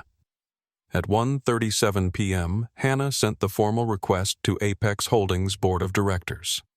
Subject line Emergency Shareholder Meeting Request under Clause 14B. The response came faster than expected. At 2:14 p.m., Hannah's phone rang. She put it on speaker. Ms. Frost, this is Gerald Matthews, General Counsel for Apex Holdings. We've received your emergency meeting request. This is highly irregular. It's also completely legal under your corporate bylaws, Hannah said. 4.7% ownership gives my client the right to call for emergency investigation into practices harming company reputation. Have you seen your stock price in the last hour? Silence on the other end, Mr. Matthews. You can agree to the meeting, or we can file this formally with the SEC and watch your stock drop another 5% while you argue procedure. Your choice. More silence. Then, what time? 4 p.m. Your headquarters, conference room, board attendance mandatory. That's less than 2 hours. Then I suggest you start making calls. We'll be there. Hannah hung up. Looked at Naomi. You sure you want to do this in person? We could do it virtually. Naomi stood up. No, I'm going there. I'm sitting in that room. I'm looking them in the eye. If they want to tell me I don't fit somewhere, they can do it to my face. What airline? Elena asked with a slight smile. Naomi returned it. Not Atlantic. While the team prepared for New York, Naomi sat alone in her office. 38th floor corner office, floor-to-ceiling windows overlooking Atlanta's skyline. On her credenza sat photos her mother Diana at Naomi's MIT graduation, her team at the Cross Technologies ribbon-cutting ceremony, her company's logo, the one she'd designed herself, representing the intersection of innovation and accessibility. She held the boarding pass from Flight 447 in her hands, still folded, still crisp. Physical proof of what had happened. And she thought about how she'd gotten here. Age 9. Charlotte, North Carolina, 1996. Summer. Her mother had taken her to the community pool, public pool open to all residents. The white woman at the entrance had looked at them. This pool is for residents only. Diana had shown their resident card. We live at 340 Brookshire. The woman's face had changed. Oh, I didn't realize any residents lived there. Any residents. Meaning black families. They'd swum that day. But Naomi had felt eyes on her the entire time. Her mother's posture had stayed straight the whole time. Hadn't let the stares touch her composure. That night, Diana had sat 9-year-old Naomi down. Baby people are going to question whether you fit in places. Their doubt says nothing about you. It says everything about them. Don't let them make you small. Age 14. Different memory, same lesson. Shopping for a homecoming dress. Department store in Charlotte. Security guard following them through the racks. Her mother had noticed, had stopped, had turned to face him. Is there something you need? Just doing my job, ma'am. Your job is to follow paying customers, or just black ones. The manager had come over, had apologized, but the damage was done. The assumption had been made. Age 17. Advanced Placement Computer Science class. Only black student. Only female student. Teacher Mr. Donovan handing back tests. Naomi had scored 98%. Naomi, did you have help with this test?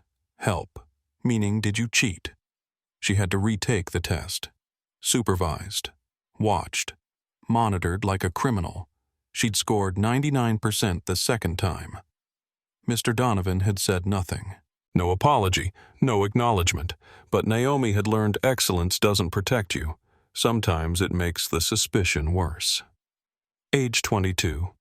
MIT undergraduate. Walking into introductory computer science lecture. 300 students. Professor doing roll call. Got to her name, Naomi Cross. She'd raised her hand. Here. Oh. The professor's face had shown surprise. I had you marked as Charles Cross in my roster. Computer error. But his face told the truth. He'd assumed Charles was a man's name. Had assumed someone white would answer. Age 28. The breaking point. Performance review at Microsoft. She'd exceeded every target, delivered every project, received praise from clients. But her manager had said, "You're too aggressive in meetings, not a culture fit. Maybe consider roles in different departments. Different departments. Meaning departments with more black employees. Meaning we don't want you here." That night, Naomi had sat in her apartment and cried. First time she'd cried about work in years. Then she'd stopped crying, had opened her laptop, had started writing a business plan for her own company. If they wouldn't make room at their table, she'd build her own table. Age 29. Founding Cross Technologies. $50,000 in savings, every penny she had. Tiny office in Atlanta. Couldn't afford Silicon Valley rent. First hire Hannah Frost, lawyer who believed in her vision. Second hire James Sullivan, CFO who left Goldman Sachs to join a startup. Built a team of people who'd been overlooked. Women passed over for promotions. People of color told they weren't culture fits. Built company culture from scratch. Core values written on the wall. Merit, not pedigree. Ideas, not appearance. Excellence, not conformity. Age 31. First major investment pitch. Venture capital firm. All white, all male. Software for supply chain optimization, one had said. Seems like a crowded space. Not for enterprises in developing markets, Naomi had replied. Do you really understand those markets? Translation as a black woman. Do you understand real business? They'd passed on the investment. 6 months later, Salesforce had become her first Fortune 500 client. The VC firm had called back. Would you consider another round of funding? Naomi had said. No. Present moment. Her office. Naomi looked at the boarding pass again. Realized Flight 447 was just the latest iteration. She'd been fighting for her seat, literal and metaphorical, her entire life. But this time was different. This time she had power. Real power. Resources. Leverage. This time she could do something about it. Not just for herself. For every black girl in AP Computer Science being accused of cheating. For every black woman in meetings having ideas stolen. For every black professional told they're not a culture fit. For everyone who'd been told in 1,000 small ways, this seat isn't for you. Her phone rang. Hannah. They agreed. Emergency board meeting at 4 p.m., Apex Holdings headquarters in New York. You need to be on a plane in 30 minutes if you want to make it. Naomi checked the time. 2:43 p.m. Book me the next flight. Not Atlantic. Already done. Delta. You're on the 315, first class, seat 2A. Of course, seat 2A. Same seat number, different airline. The symmetry was almost funny. She stood up, grabbed her laptop bag, looked at the boarding pass from Flight 447 one more time, then she put it in her pocket. She was going to need it. Delta Flight 1025 to New York, boarding at Gate T4. The contrast started immediately. The gate agent, a black woman, probably in her 50s, smiled with genuine warmth when Naomi approached. Ms. Cross, we've heard about what happened to you this morning. We're so sorry. We're honored to have you fly with us. No side-eye, no suspicion, just professional courtesy. Thank you, Naomi said. And we've upgraded you to first-class complimentary, no charge. Just our way of saying we try to do better. Walking down the jetway felt different this time. No elderly couple questioning her presence. No loaded looks. Just the normal sound of her carry-on wheels against the ribbed floor. The flight attendant at the door, a Hispanic man probably in his early 40s, greeted her warmly.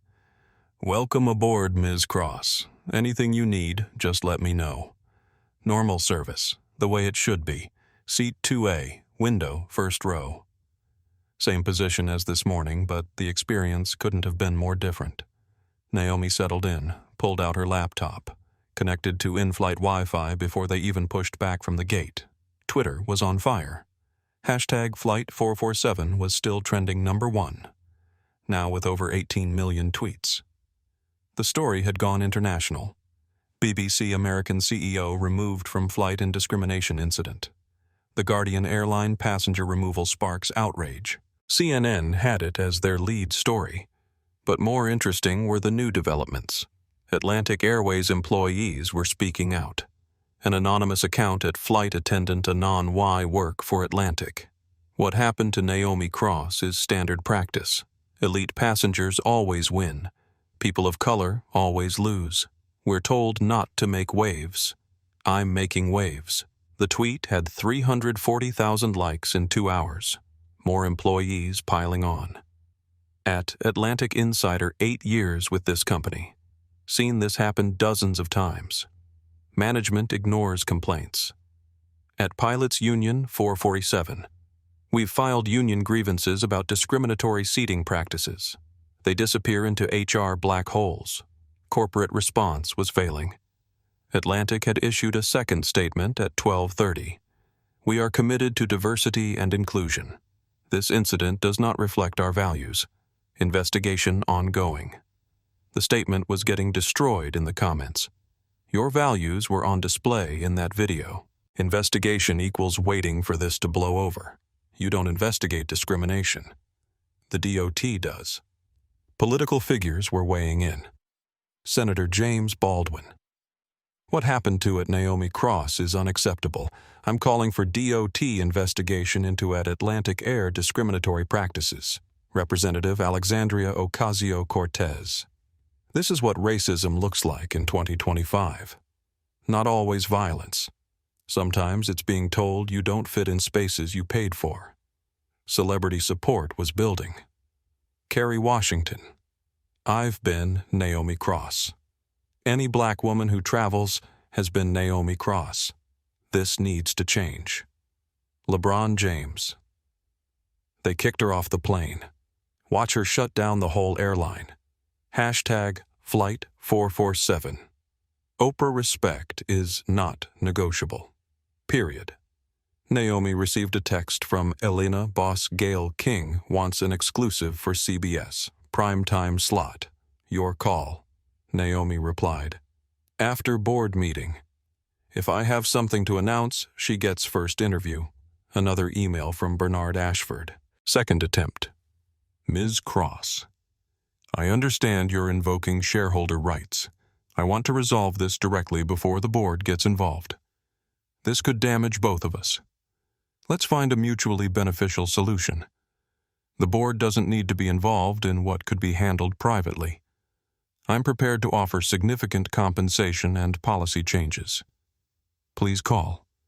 Naomi forwarded it to Hannah. He's trying to settle quietly. Don't respond. Hannah replied. Stock down 7% now. Shareholders calling for his head. He's panicking. Naomi smiled. Let them panic. She worked on the flight. Hannah had sent her prep documents. Board member profiles. Bernard Ashford, CEO, White 58. Vulnerable if stock keeps dropping. Victoria Chang, CFO. Asian American, 52. Data-driven. Might be ally. Robert Thornton, COO, White 61. Old guard. Will defend status quo. Patricia Delgado, Chief Legal Officer, Hispanic 47. Risk averse. Will fear lawsuits. Michael Harrison, Board Chair, White 68. Former Delta CEO. Might understand PR disaster. Sarah Mitchell, Board Member, White 55. HR expert. Could go either way. James Wilson, Board Member, White 49. Investor rep. Only cares about stock price. 3 others, all white, all male, all over 60. Naomi's strategy was clear. Appeal to Victoria with data. Appeal to Patricia with legal risk. Appeal to Michael with industry reputation.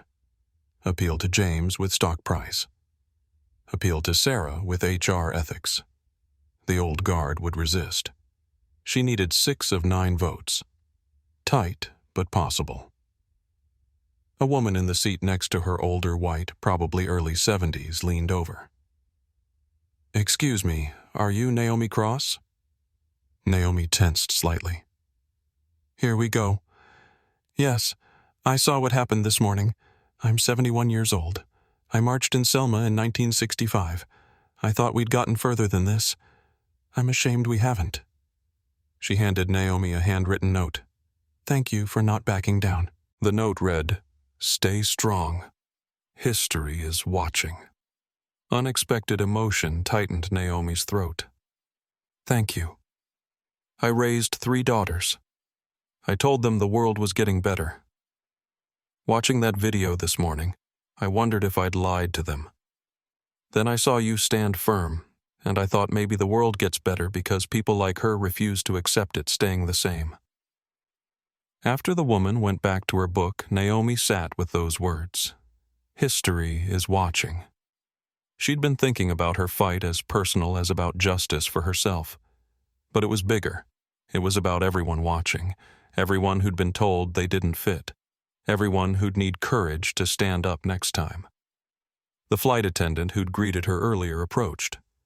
His name tag read, Angela Diaz. Ms. Cross, I just want to say what happened to you this morning was wrong. A lot of us in this industry have seen things like that. Someone needs to call it out. I'm glad you're fighting back. Angela, do you like working for Delta? Yes.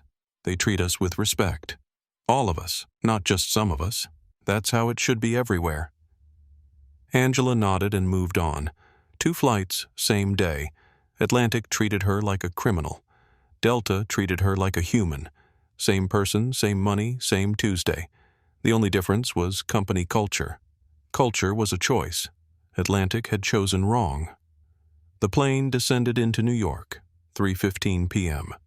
Departure landing at 5:47 p.m. with headwinds. The board meeting was at 4:00 p.m. She'd be late, but that was fine. Let them wait. Let them wonder if she was coming. Let the anxiety build.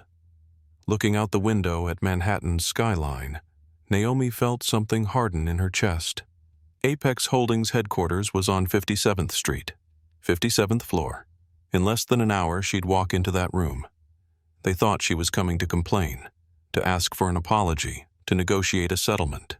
They didn't realize she was coming to dismantle. Naomi's flight landed at 5:47 p.m. She texted Hannah. Landed. Be there in 20. Hannah replied, They're waiting. Board is nervous. Bernard tried calling me 3 more times. Offered public apology policy overhaul compensation package. But not accountability, Naomi typed. Correct. He wants to settle quietly. Fire a few people, make a statement, move on. That's not how this works. Taxi to Apex Holdings took 17 minutes. Midtown traffic was brutal, but her driver was skilled. She arrived at 6:09 p.m., over 2 hours late for the 4:00 p.m. meeting. Perfect. The building was one of those glass and steel monuments to corporate power. Revolving doors, marble lobby, security desk that looked like a fortress. Naomi Cross for the executive board meeting. The security guard's eyes widened slightly. He knew who she was. The video had reached even here. 57th floor, Ms. Cross. They're expecting you. In the elevator, Elena and Hannah briefed her. Hannah carried her litigation bag stuffed with documents. Elena had her tablet with social media analytics ready. The story's on every major outlet now, Elena said. Front page of New York Times website. Lead on CNN. International coverage. Stock is down 9.2%. DOT announced formal investigation, Hannah added. NAACP filed complaint. Senator Baldwin introduced a bill requiring airlines to report discrimination incidents monthly. Naomi nodded. So it's already bigger than one company. You made it structural. That's what happens when someone with a platform refuses to stay quiet. 57th floor. The elevator opened to a reception area that screamed money. Original art on the walls, leather furniture, floor-to-ceiling windows with views of Manhattan that probably cost more per square foot than most people's homes. The receptionist, white woman 30s, looked uncomfortable when she saw Naomi. She'd definitely watched the video.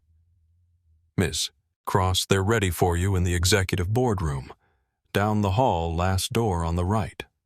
Walking through the corridor, Naomi passed offices with their lights still on. Employees working late. Some looked up as she passed. Some stared.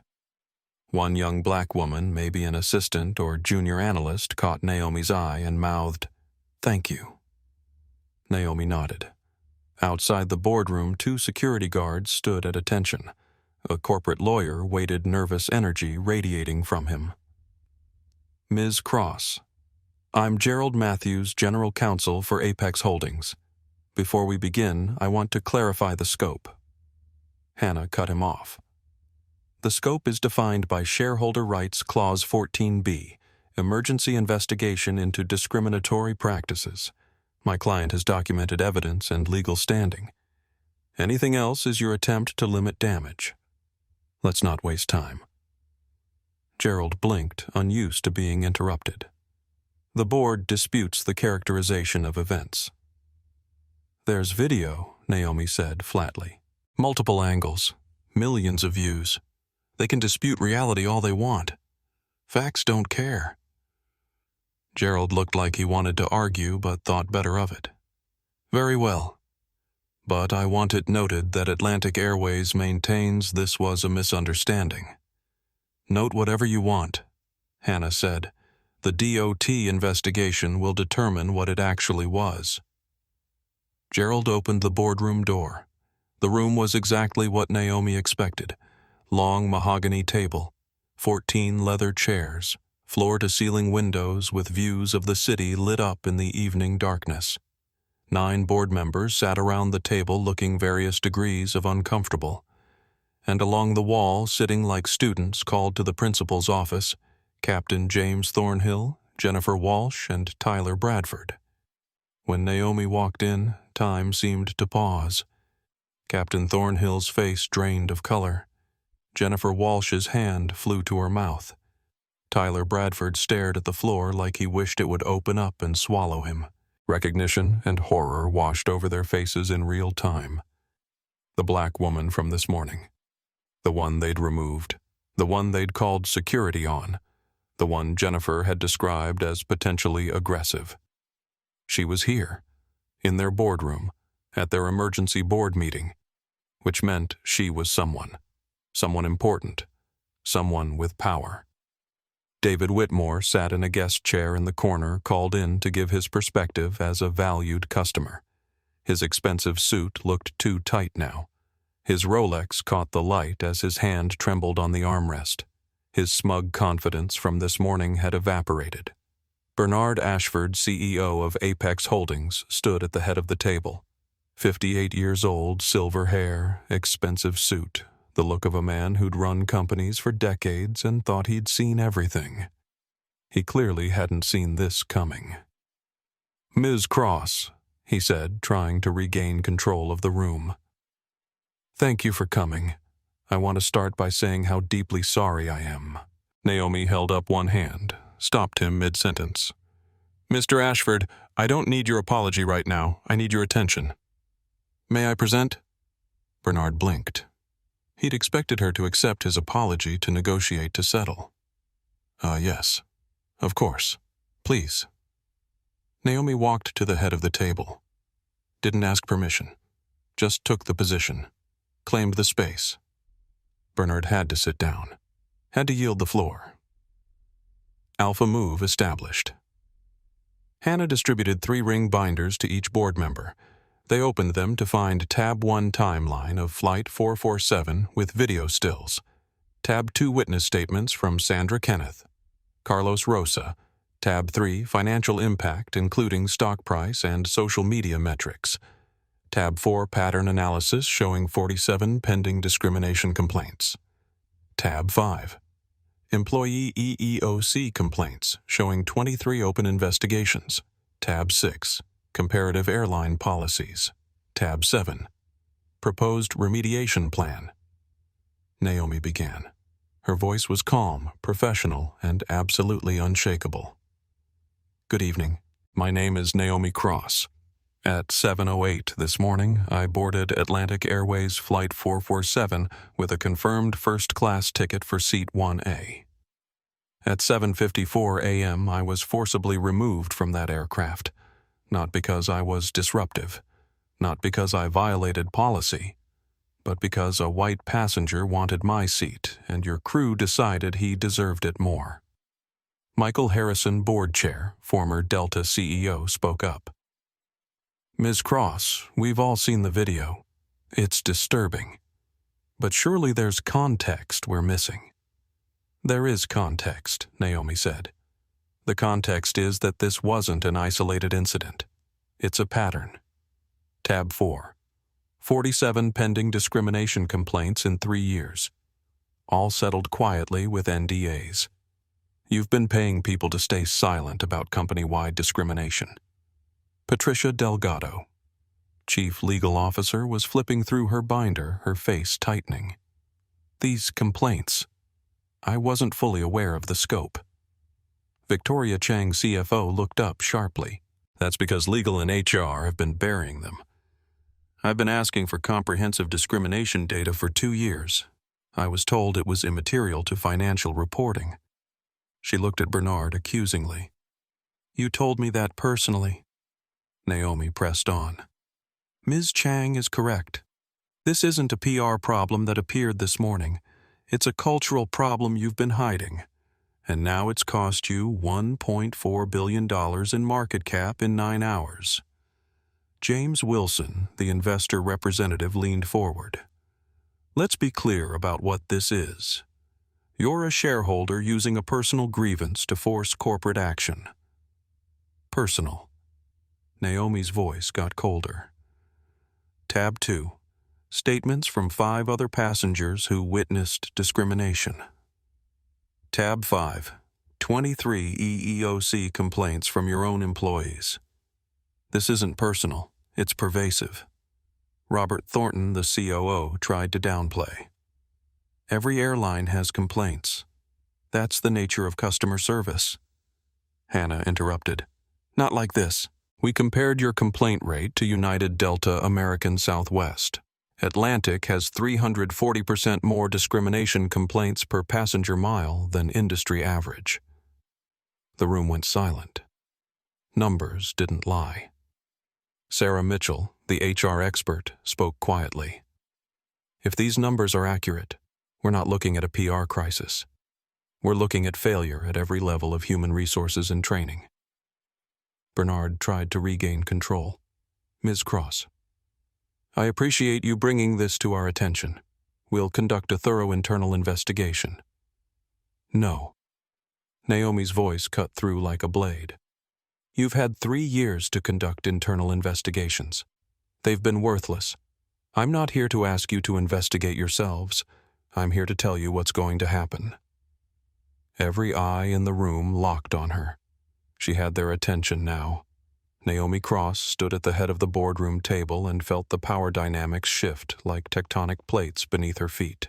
As of this morning, she said, her voice carrying to every corner of the room, Cross Technologies Venture Fund owns 4.7% of Apex Holdings. That gives me shareholder rights. I'm exercising Clause 14B emergency investigation with immediate suspension of implicated personnel pending review. Gerald Matthews, the corporate lawyer, jumped in.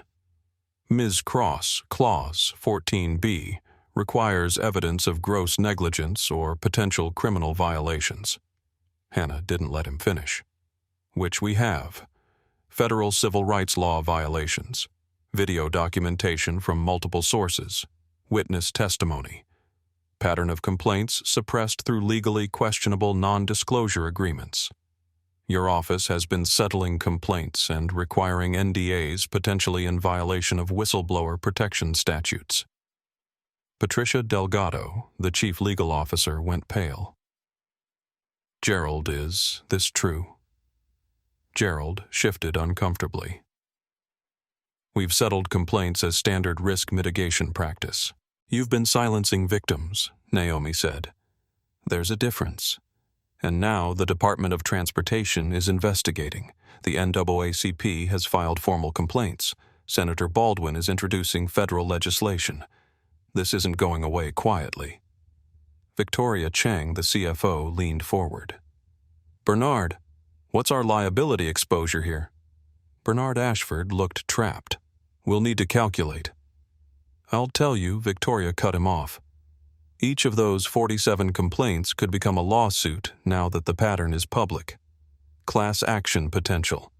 We're looking at $50 to $100 million minimum, plus DOT fines, plus reputation damage lasting years. Stock is already down over 9%. James Wilson, the investor representative, looked furious. This is exactly what institutional investors fear. We have a fiduciary duty to shareholders. This situation is destroying value. Then stop destroying value, Naomi said. Stop defending what's indefensible. Fire the people responsible. Implement real change. Or watch your company become a case study in how not to handle discrimination. Michael Harrison, the board chair, held up his hands. Ms. Cross, let's say we acknowledge there are problems that need addressing. What exactly are you proposing? Naomi gestured to tab 7 in the binders. Immediate termination of Flight 447 crew. Captain James Thornhill. Senior flight attendant. Jennifer Walsh. Ground manager. Tyler Bradford. Fired with cause. No severance beyond legal minimum. Captain Thornhill shot to his feet. This is outrageous. I have 28 years of service with this airline. Naomi turned to face him directly. You had 28 years of service. Past tense. You ended your career when you decided my skin color determined my seat assignment. Sit down, Captain. Or former captain, I should say. Her voice wasn't loud, wasn't angry. Just absolutely certain. The kind of certainty that comes from knowing you're right and having the power to enforce it. Captain Thornhill sat down hard, his face red. Jennifer Walsh spoke up, tears forming. I was following protocol. Elite members have seating preferences.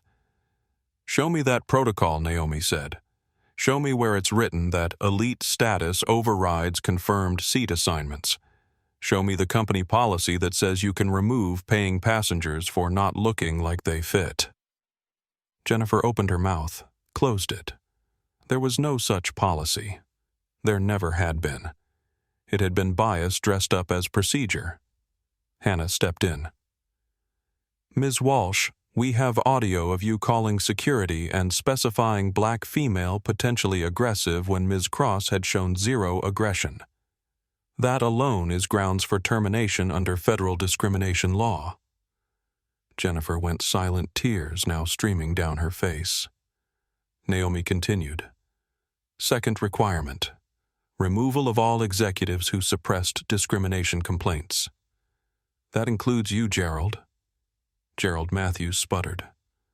I have attorney-client privilege. You have an ethical obligation that you violated, Hannah said. You buried complaints to protect the company from liability instead of addressing the underlying discriminatory behavior.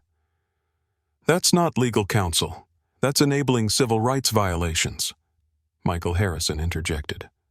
Ms. Cross, we can't simply fire our general counsel without due process.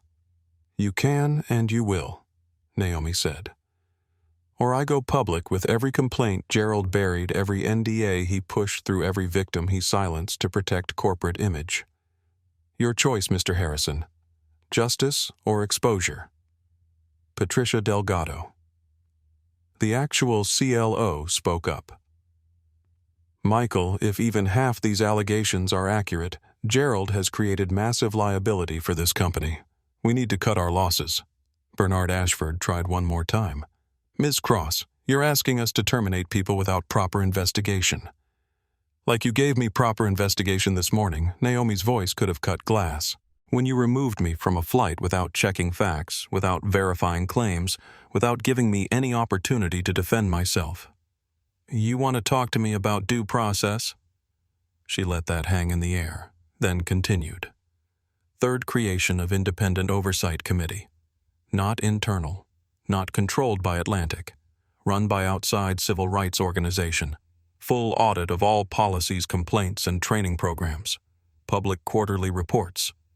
Robert Thornton shook his head. That's handing control of our internal operations to external groups. That's ensuring you're not investigating yourselves, Victoria Chang said. I support it. We've proven we can't be trusted to police our own discrimination. Sarah Mitchell nodded. I agree. As someone with 2 decades in HR, this is necessary. Naomi pressed forward. Fourth $100 million Diversity and Inclusion Fund, not PR, real money. Scholarships for aviation training in underrepresented communities. Partnerships with HBCUs. Investment in minority-owned travel businesses. James Wilson nearly choked. 100 million shareholders will never. Your market cap dropped $1.4 billion today, Naomi interrupted. 100 million is 7% of that loss. It's a bargain. Plus it's tax deductible and positions you as leading industry reform. Your shareholders will recover faster with this than without it. Victoria Chang nodded slowly. She's right. From pure financial analysis, a 100 million fund shows leadership response to crisis. Could stabilize and recover stock price within weeks. Fifth mandatory anti-bias training for all employees. Not online modules. Real training, in person, from qualified experts. With accountability measures.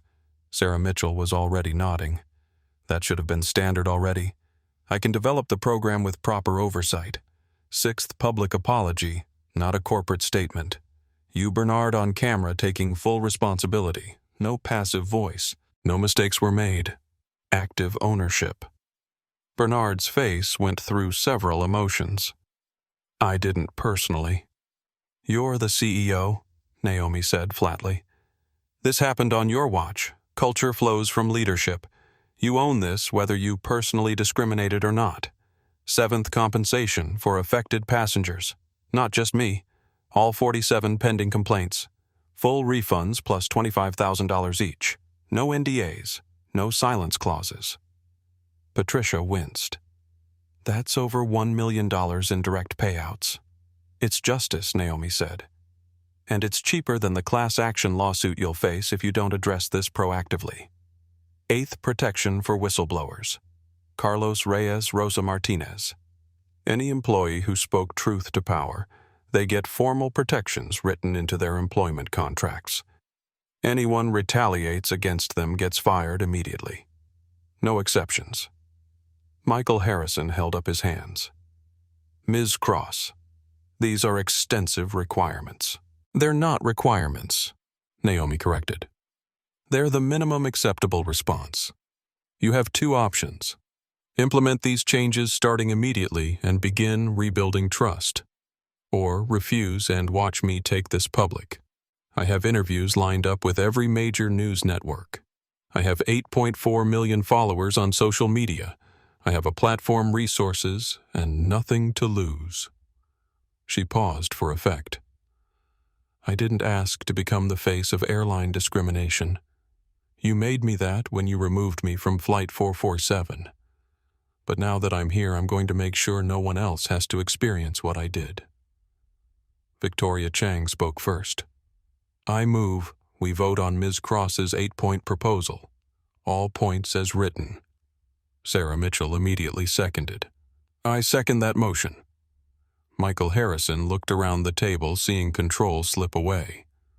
We should discuss each point separately, negotiate terms. We've been discussing this for years through buried complaints, Victoria said sharply. I'm calling the question. All in favor of implementing Ms. Cross's 8-point reform plan. 4 hands went up immediately, Victoria, Sarah, Patricia, and James Wilson. 4 votes. Need 5 for majority. Michael Harrison looked at the remaining board members. Robert Thornton was shaking his head. 2 other old guard members looked resistant. Naomi spoke into the silence. Let me make this simpler for anyone still unsure. I'm not just a shareholder. I'm a customer. I'm a woman of color with millions watching my next move. I'm a CEO with resources to wage a sustained campaign. I can make this company an example of how to handle discrimination correctly, or an example of what happens when you don't. Your stock price, your reputation, your DOT operating license, all of it hangs in the balance. She looked at each board member. But more than that, I can make flying on your airline either a symbol of supporting equality or a symbol of defending discrimination. Where do you want to be 6 months from now? A younger board member, a hedge fund representative, 41 years old, raised his hand. I vote yes. 5th vote. Majority achieved. Michael Harrison's shoulders sagged. The motion passes. 5 votes in favor. He turned to Gerald Matthews and the 3 crew members. You're all terminated immediately. Effective this moment. Security will escort you from the building. Jennifer Walsh started crying harder. I have 2 children. How am I supposed to? Naomi's voice held 0 sympathy. You should have thought about your children before you decided my skin color determined where I could sit. Actions have consequences. Security guards entered. 4 of them. Professional, efficient. Gerald Matthews looked shell-shocked. Captain Thornhill's face was red with rage and humiliation. Tyler Bradford stared at the floor. Jennifer sobbed quietly. As they were led out, Captain Thornhill stopped at the door. Looked back at Naomi. You've destroyed our lives today. Naomi met his eyes. No, Captain. You destroyed your own careers when you chose discrimination over decency. I just made sure you faced consequences for that choice. The door closed behind them. The boardroom exhaled. In the elevator going down, Naomi stood between Hannah and Elena. Silence for 10 floors. They were all processing what had just happened. Then Elena let out a breath. You just dismantled an entire executive team in under an hour. Hannah shook her head almost admiringly. That was the most aggressive shareholder action I've ever witnessed, and I've seen hostile takeovers. Naomi felt exhaustion starting to seep in. The adrenaline that had carried her through the confrontation was ebbing. It worked because we were right. and because they were more scared of continued stock decline than they were of me. They should be scared of you, Elena said. You have leverage now. They implement those reforms or face public exposure that'll crater their stock another 20%. The elevator reached the lobby. Through the glass doors, Naomi could see news vans, reporters with cameras. Someone had leaked that she was in the building. Back exit, Hannah suggested. No, Naomi said. Front door. I'm not hiding. I did nothing wrong. Stepping outside, reporters immediately swarmed. Ms. Cross. What happened in the board meeting? Did they apologize? Are you satisfied with the outcome? Will you sue? Naomi stopped, held up one hand for quiet. The crowd settled. Atlantic Airways has agreed to implement comprehensive reforms. Terminations have been made. Policies will change. An independent oversight committee will be established. Full details will be announced by the company shortly. Are you satisfied? Someone called out. I'm gratified that they chose accountability over defensiveness. But my work isn't done. This isn't about one airline or one incident. It's about an industry that's been failing passengers of color for decades. Change is coming. She walked away before more questions could come. A black SUV was waiting at the curb. The driver, a black man probably in his 50s, turned as she got in. Ms. Cross, everyone's talking about you today. I just want to say thank you. My daughter Keisha was removed from a flight 2 years ago. Same situation. Different airline. She didn't have your resources to fight back. So thank you for doing it for her. Naomi felt her throat tighten. Tell Keisha she's the reason I did this. Her and everyone like her. In the car, her phone was exploding. News alerts. Breaking Atlantic Airways announces leadership changes following emergency board meeting. Atlantic's statement was already out. After careful review of recent events and shareholder input, Apex Holdings announces immediate leadership changes at Atlantic Airways. Captain James Thornhill, Senior Flight Attendant, Jennifer Walsh, and Ground Services Manager Tyler Bradford have been terminated effective immediately. General Counsel Gerald Matthews has resigned. Additionally, Atlantic Airways commits to comprehensive reforms, including $100 million Diversity and Inclusion Fund, Independent Oversight Committee, full policy audit, mandatory employee training and compensation for affected passengers. We acknowledge that recent events revealed failures in our company culture that must be addressed. We commit to doing better. Elena read it and smirked. They're trying to make it sound voluntary, making it look like their idea. Let them, Naomi said. Results matter more than credit. A text from Carlos Reyes, Ms. Cross. They just promoted me to lead flight attendant. And Rosa is now senior gate agent. Thank you. You didn't have to do that, Naomi replied. You stood up when others stayed silent. That deserves recognition. Text from Kenneth Wright. I've been waiting 50 years to see accountability like this. Thank you for not backing down. Text from Sandra Price. You did it. You actually did it. My daughters watched the whole thing unfold. They asked if you were a superhero. I told them you're better. You're real. A video message from her mother. Diana Cross, 67 years old, still in Charlotte. Still in the house where Naomi had grown up. Baby, I saw the news. I knew when they kicked you off that plane they'd picked the wrong woman. I taught you to stand up. You did that today. Not just for yourself, for everyone. I'm so proud. Your father would be proud too. Naomi watched the video 3 times. The first time she'd let emotion crack through all day. Tears on her face in the back of a car in Manhattan, thinking about her mother working 3 jobs, thinking about all the times Diana had stood tall in the face of disrespect, thinking about the legacy of strength she'd inherited. The car pulled up to her hotel. 4 Seasons Midtown. Doorman opened her door. Ms. Cross, we've heard about your day. We've upgraded your room to a suite. Complimentary. just our way of saying welcome. In the elevator to her room, Naomi caught her reflection in the mirrored wall. She looked tired.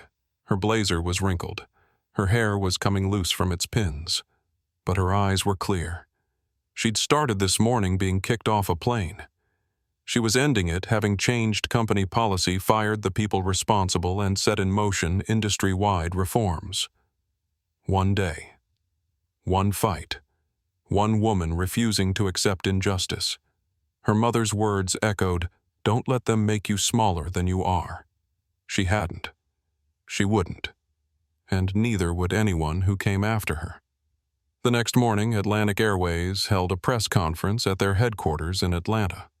Public plaza outside the building. 10 a.m. 200 reporters. Cameras from every major network. Bernard Ashford stood at the podium, and he looked like he'd aged 5 years overnight. The confidence from boardrooms and investor calls was gone, replaced by a man who knew he was about to eat crow in front of the entire world. Yesterday morning, he began his voice carrying across the plaza. Something happened that should never have happened on any Atlantic Airways aircraft. Ms. Naomi Cross, a paying passenger with a confirmed first-class seat assignment, was removed from Flight 447. This occurred because our crew made assumptions based on appearance rather than facts. It happened because we've allowed a culture that tolerates bias instead of confronting it. He paused. The words were clearly difficult. Good. I want to be absolutely clear. This wasn't a misunderstanding. It wasn't a miscommunication. It was discrimination. And it happened under my leadership. As CEO, I take full responsibility. Behind the cameras, Naomi stood with Hannah and Elena. She'd deliberately chosen not to be on stage. This wasn't her apology to give. This was Bernard's accountability moment. He needed to own it alone. Bernard continued listing the 8-point plan. Each reform detailed. Timeline provided. Financial commitments specified. No weasel words. No "we'll look into it." Concrete actions with concrete deadlines. Then he said the words that would be clipped and shared and quoted for years. But more than policy changes, we need cultural change. We need to acknowledge that flying while Black or Hispanic or any minority identity has been unnecessarily difficult for too long. The woman we removed yesterday was right. She shouldn't have had to fight for a seat she paid for. No one should. We failed her. We've failed others. That ends now. Reporter questions came rapid fire. Will you resign, Bernard? That's a decision for the board. But I'm committed to seeing these reforms through. If I'm the right person to lead that change, I'll stay. If not, I'll step aside. What matters is the reforms happen. Is this enough, Bernard? No. But it's a start. Real change takes time. We're committed to that time and that work. What about the other airlines, United, Delta, American, Bernard? We can only control our actions. But I hope our peers see this as an industry challenge, not just an Atlantic problem.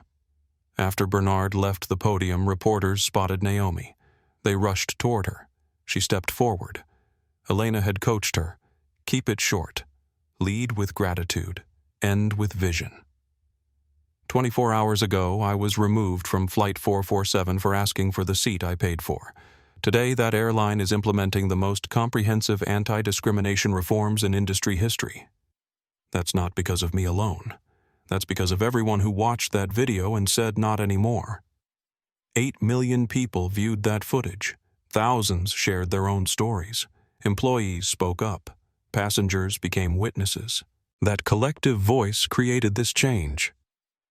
A reporter called out, "Are you satisfied?" Naomi chose her words carefully. "I'm gratified by yesterday's actions. But satisfaction comes when I can fly anywhere, anytime, and know my skin color won't determine my treatment. We're closer to that. We're not there yet. What's next for you?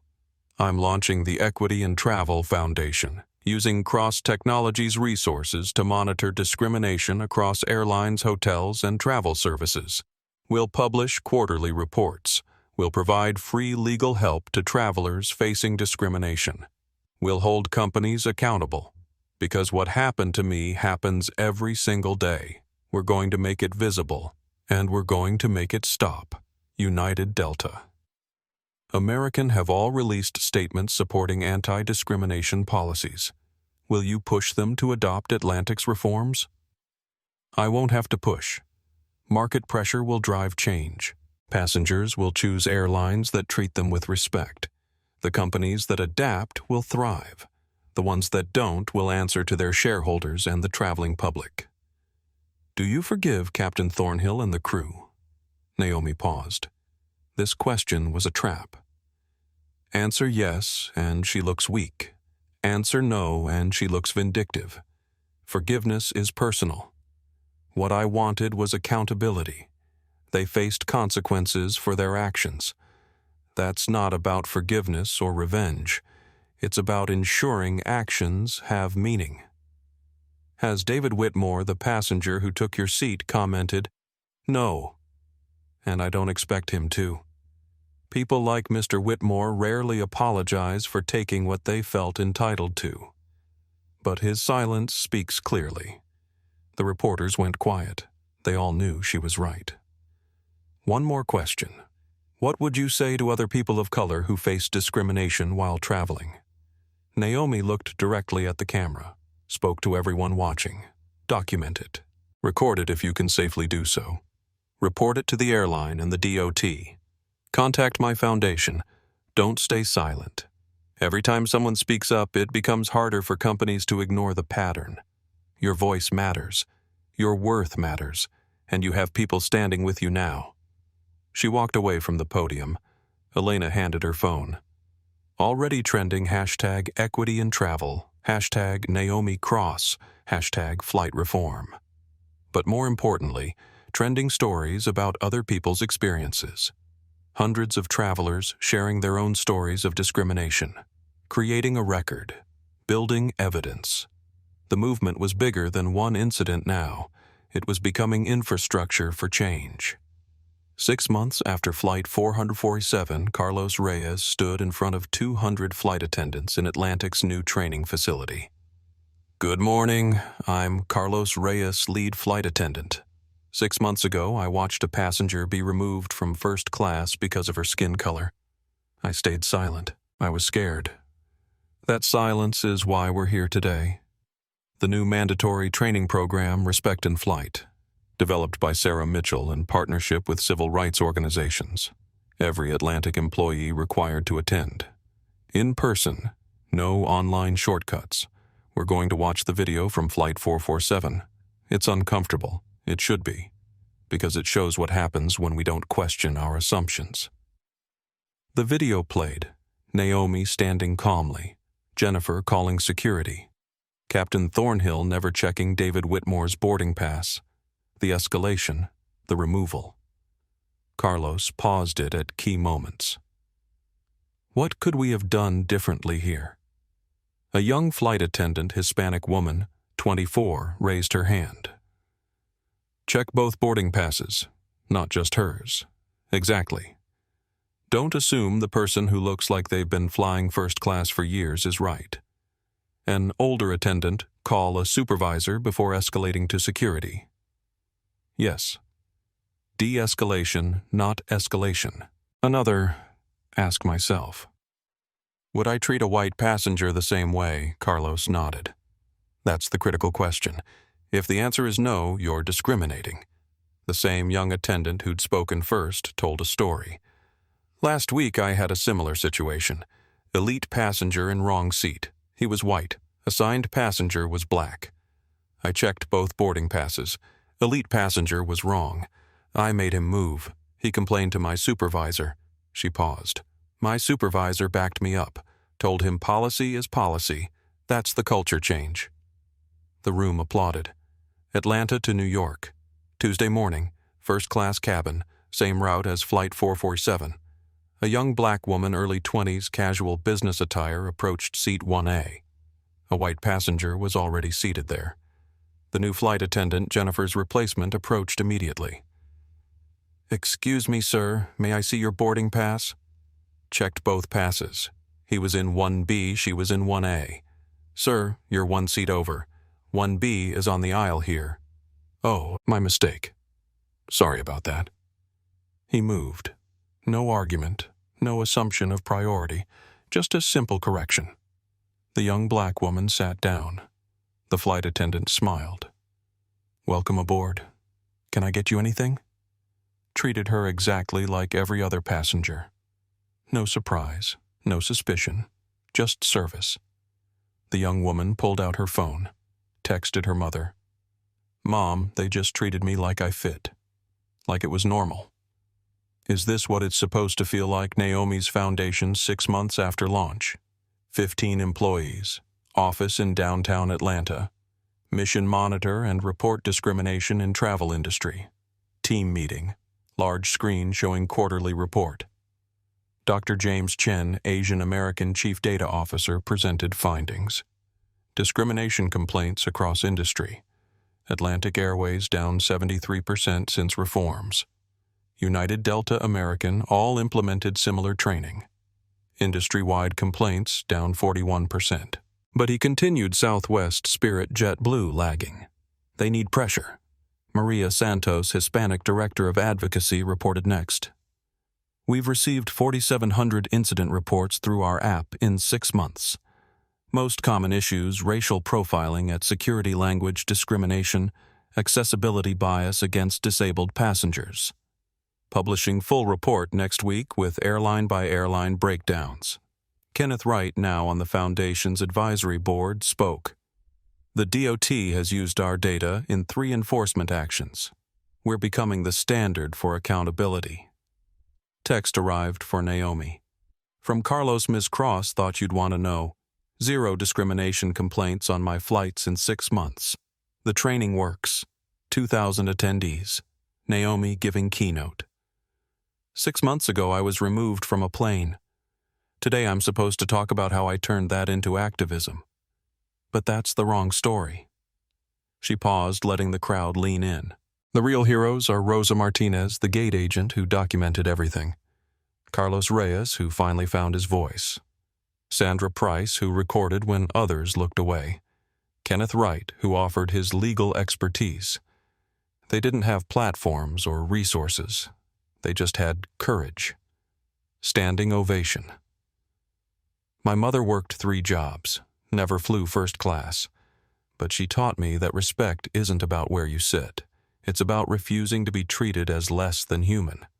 When I stood in that aisle, I wasn't fighting for a seat. I was honoring everyone who'd been told they didn't fit. A young woman, 19, raised her hand. Ms. Cross, I'm a college student. I can barely afford economy.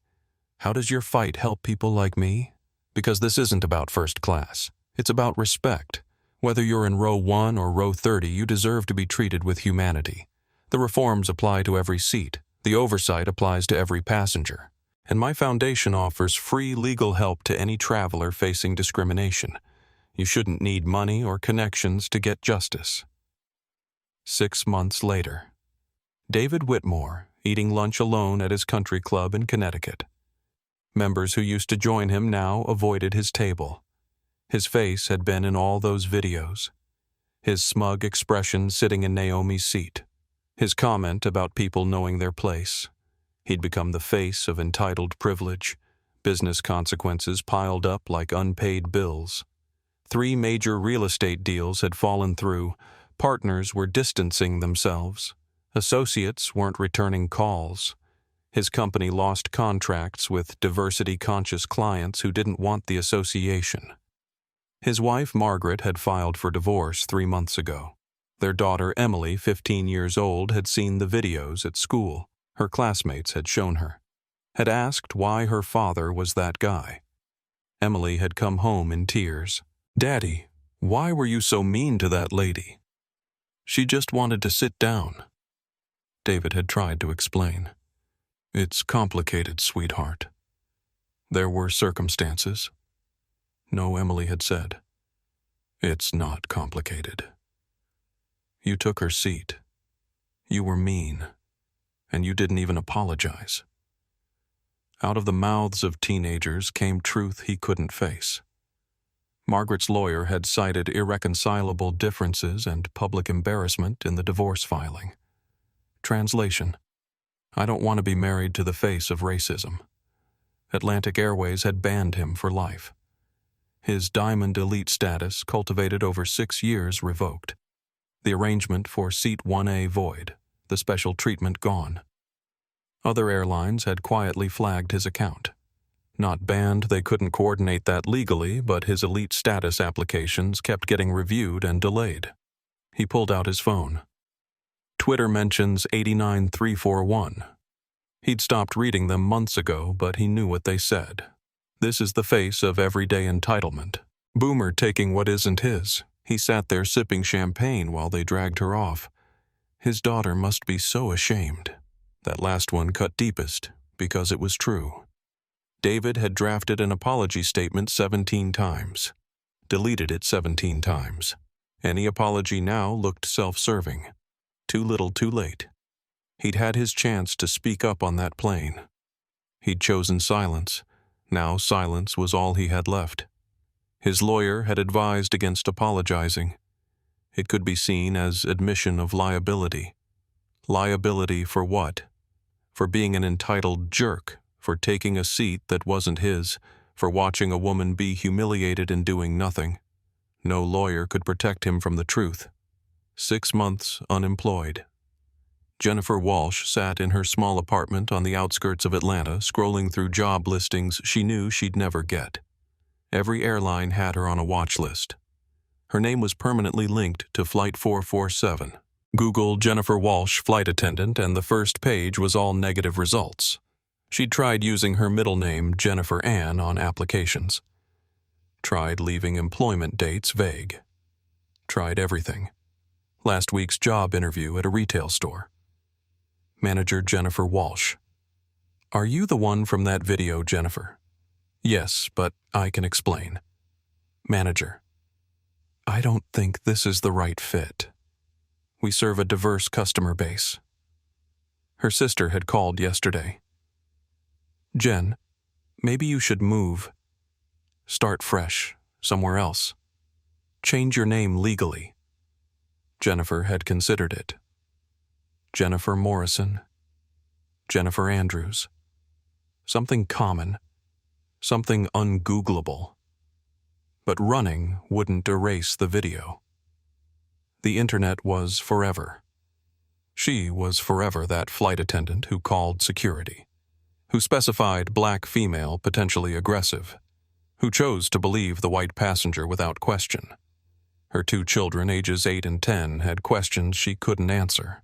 Mommy, why did you lose your job? I made a mistake, honey. What kind of mistake? How do you explain racial bias to an 8-year-old? How do you tell your child that you were the bad guy in a story that millions of people watched? She'd tried therapy. The therapist had asked, Do you understand what you did wrong? I followed protocol, Jennifer had said automatically. Was it protocol, or was it bias? That question sat in her chest like a stone, because the truth was, there was no protocol that said elite members could take other people's seats. That had been her assumption, her bias, her choice. She watched TV sometimes, saw news stories about Atlantic's reforms, saw Carlos Reyes, who used to be junior to her, now lead flight attendant, interviewed about the culture change. We're building something better, Carlos said on screen. They'd moved on without her. She was replaceable, forgettable, except in the one context where she'd never be forgotten as the villain of Flight 447. 6 months, 363 job applications, 2 interviews, 0 offers. Actions she was learning had consequences. James Thornhill stood in a small flight simulator training a nervous student pilot to handle crosswind landings. This was his life now. Not commanding a 787 with 300 passengers, not flying transcontinental routes, not wearing the uniform with 4 stripes that had defined him for 28 years. Now he taught weekend pilots how to land Cessnas. His FAA license had been suspended pending ethics review. Pattern of passenger complaints, they'd said. Multiple incidents of questionable judgment. He could reapply in a year. Maybe get it back. Maybe not. His pension was affected. His retirement timeline destroyed. His reputation in aviation circles ruined. Last month, his son had visited. James Jr., 28, worked at Google in San Francisco. Smart kid. Good heart. Nothing like his father. Dad, I saw the video in a training at work. Implicit bias workshop. They used you as an example. James had felt his chest tighten. What did they say? That you made assumptions based on race. That you never questioned your own judgment. That you had authority without accountability. James Jr. had paused. Were they right? That question. That simple, devastating question. James had spent 6 months thinking about it. 6 months of sleepless nights.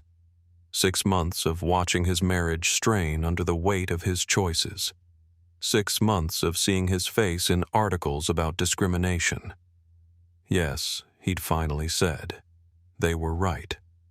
I looked at her and I saw what I expected to see, not what was there. I saw a black woman and assumed she was lying. I saw a white man and assumed he was telling the truth. I didn't check, didn't verify, didn't question. His son had nodded slowly. So what are you going to do about it? That was the real question, wasn't it? Acknowledging the problem was step 1. Fixing himself was the lifetime of work that followed. James had started attending workshops on racial bias. Started reading books he should have read decades ago. Started finally doing the work. But the cost of learning had been his career, his reputation, his certainty about who he was. He was 54 years old, starting over, humbled, changed. Maybe he thought watching his students struggle with the simulator controls. Maybe that was the point. 6 months later, Atlanta Airport. Naomi at Delta Gate. She still wouldn't fly Atlantic matter of principle. Flight to London for tech conference. First class ticket seat 1A. Always 1A now principal. Gate agent recognized her. Ms. Cross, we're honored to have you flying with us. Boarding. Multiple passengers recognized her. Some nodded respectfully. Some wanted to thank her. Young black girl, maybe 12, with her mother. Mom, that's the lady from the video. Mother. Yes, sweetheart. Girl approached. Excuse me, are you Ms. Cross? I am. I wrote about you for my school project, about standing up for yourself. You're my hero. Naomi felt unexpected emotion. What's your name? Destiny. Destiny, the real heroes are people who speak up when they see something wrong. People who don't stay silent. Can you do that? Yes, ma'am. Then you're going to be someone's hero too. On plane. First class cabin. Seat 1A. Flight attendant white male 40s. Welcome aboard, Ms. Cross. Anything you need, just let me know. Normal service. No side eye, no assumptions. Just normal. Naomi settled in. Pulled out laptop. Working on Equity and Travel Foundation quarterly report. Email from Hannah Atlantic's stock fully recovered. Up 12% since reforms announced. Turns out ethics is good business. Email from Elena. Your NAACP keynote got 4.2 million views. Messages pouring in from travelers sharing their stories. Email from Carlos. Just finished training 50 new attendants. Every one of them knows your story. They won't make our mistake. Plane took off. Naomi watched Atlanta shrink below. Thought about her mother. Everyone told they don't fit. How 6 months ago she'd been on a plane being told to give up her seat. Now she flew without question. Sat in 1A without justification. Existed in any space without proving her worth. That was the real victory. Not revenge, not even the reforms, but freedom. freedom to exist without constantly defending your right to exist. Sunday afternoon. Naomi drove to Charlotte to visit her mother. Diana still lived in the same small house where Naomi had grown up, refused to move even when Naomi offered to buy her something bigger. "This house has my memories," Diana always said. "I'm not leaving them." Kitchen scene. Diana making Sunday dinner, collard greens simmering, fried chicken cooling, cornbread in the oven, the smells of Naomi's childhood. Naomi sat at the table peeling potatoes. Same task she'd done at 10 years old. Some traditions mattered. "You done fighting airlines now?" Diana asked, stirring her greens. "I don't know if I'll ever be done." Diana turned to look at her. "Baby, you can't carry everyone's pain. You'll break. Mama, how did you do it?" 3 jobs. Always tired. People treating you like you were less than. How did you keep going? Diana set down her spoon, came to sit across from Naomi at the worn kitchen table. "Because I had you. I needed you to see that being black doesn't mean being less, that hard work matters, that respect isn't negotiable." She reached across to take Naomi's hand. "You think I didn't want to break? I broke plenty, just not in front of you. I cried in the shower. I cried in my car before going to work. I cried a lot, baby." This was news to Naomi. "You never told me. Didn't need to. You saw the strength. That's what mattered. You learned to stand up by watching me refuse to bow down." They sat in silence, hands clasped, while the collard greens bubbled and the cornbread baked and life continued its ordinary rhythm despite everything that had happened. "That video of you on that plane," Diana said, "when they walked you off. You know what I saw. What I saw, your composure. I saw you not crying. I saw you treating them with more respect than they gave you. And I knew every sacrifice I made was worth it, because I raised a woman who knows her worth." Naomi felt tears she'd been holding for 6 months finally break through. "Mama, come here." They hugged in the kitchen while dinner cooked. Just mother and daughter, the woman who'd taught strength and the woman who'd defended it. "Was it worth it?" Diana asked when they pulled apart. "All the fighting, all the stress." Naomi thought about Carlos getting promoted. Rosa recognized. Young Destiny calling her a hero. 73% reduction in complaints. Industry-wide changes. Thousands of future travelers who'd never experience what she had. "Yeah, Mama, it was worth it."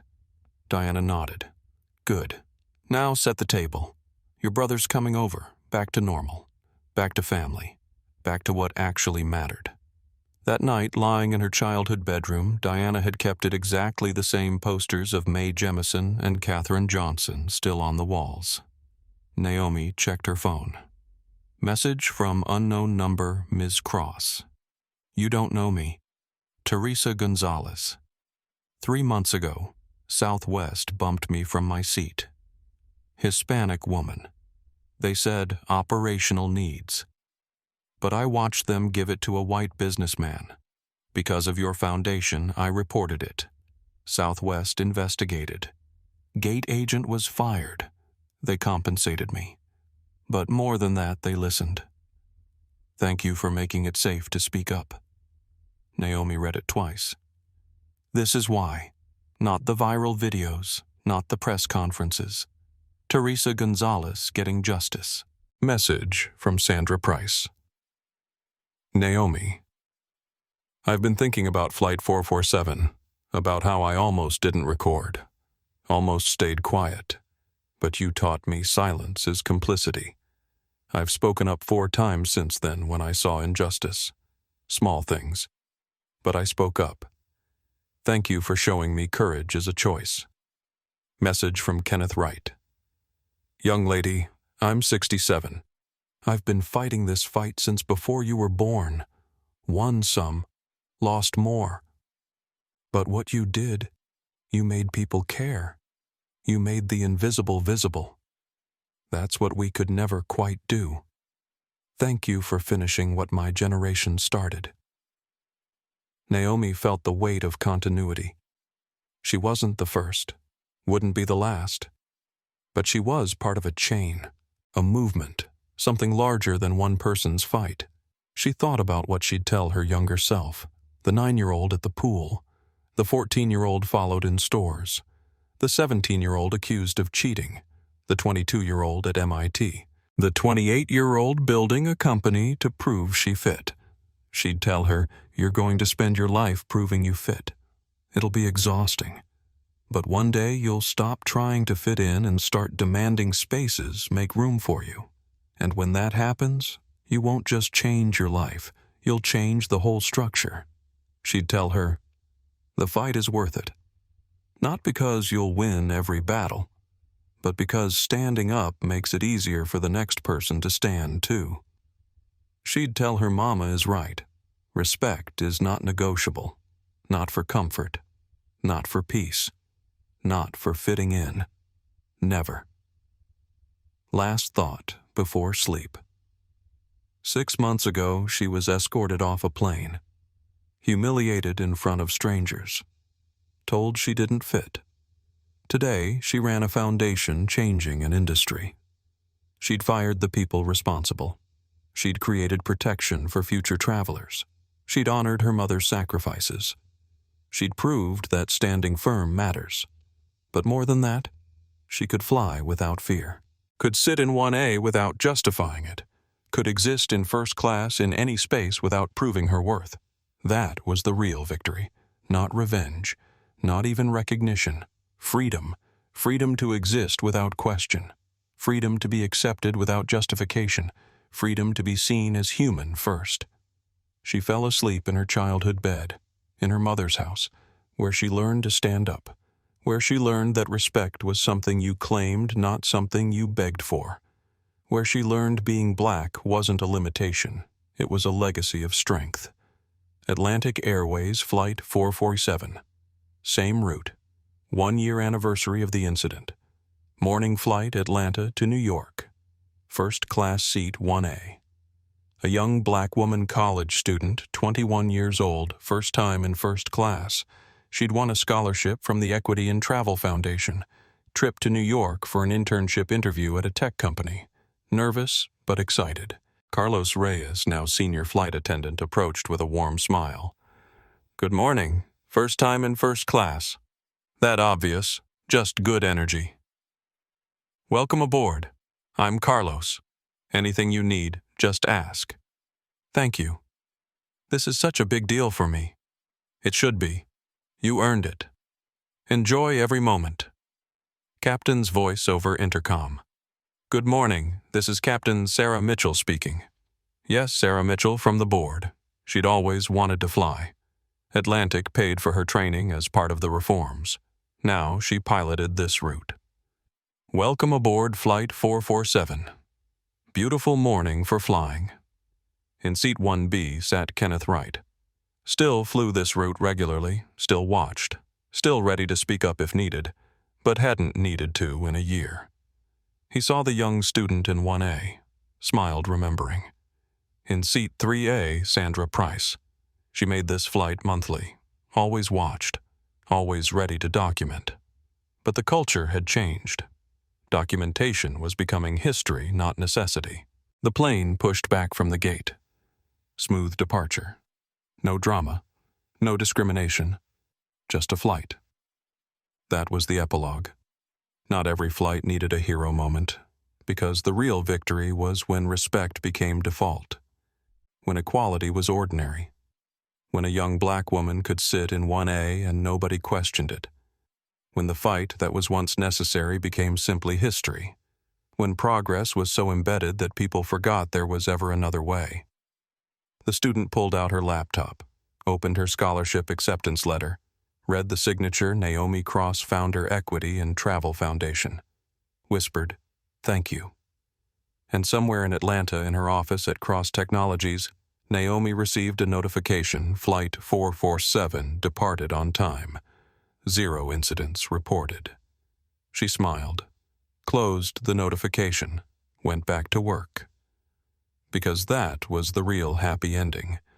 Not revenge, not punishment, not even recognition. Just peace. The peace of knowing the next generation could fly freely. The peace of structural change. The peace of justice done. The peace of a world where a young woman named Destiny could board a plane, sit in any seat she'd paid for, and simply exist. Without fear, without question, without having to prove she fit. That was worth fighting for. That was worth 6 months of headlines and stress and board meetings and uncomfortable conversations. That was worth every single moment of standing in an aisle, refusing to move, insisting on respect. Because now nobody else would have to. And that's the end of our story today. But before you go, I need to ask you something important. If this story moved you, if Naomi's fight for respect resonated with you, if you believe everyone deserves to be treated with humanity regardless of their skin color, please hit that like button right now. Your like tells YouTube to share this story with more people who need to hear it. And subscribe to this channel if you haven't already. We share powerful stories of justice, courage, and people standing up for what's right. Stories that inspire. Stories that matter. Stories that remind us all that change is possible when we refuse to stay silent. Most importantly, share this video. Share it with someone who's ever been told they don't fit. Share it with someone who needs to know their worth isn't up for debate. Share it with someone fighting their own battle for respect. Your share could be the encouragement they need today. Drop a comment below and tell me. Have you ever experienced something like this? Have you ever had to stand up for yourself when others tried to make you feel small? Your story matters. Your voice matters. And this community is here to support you. Remember what Naomi's mother taught her? Don't let them make you smaller than you are. Stand tall, know your worth, and never ever accept less than the respect you deserve. Thank you for watching. Thank you for caring. And thank you for being part of the change we need to see in this world. Until next time, keep standing up for what's right.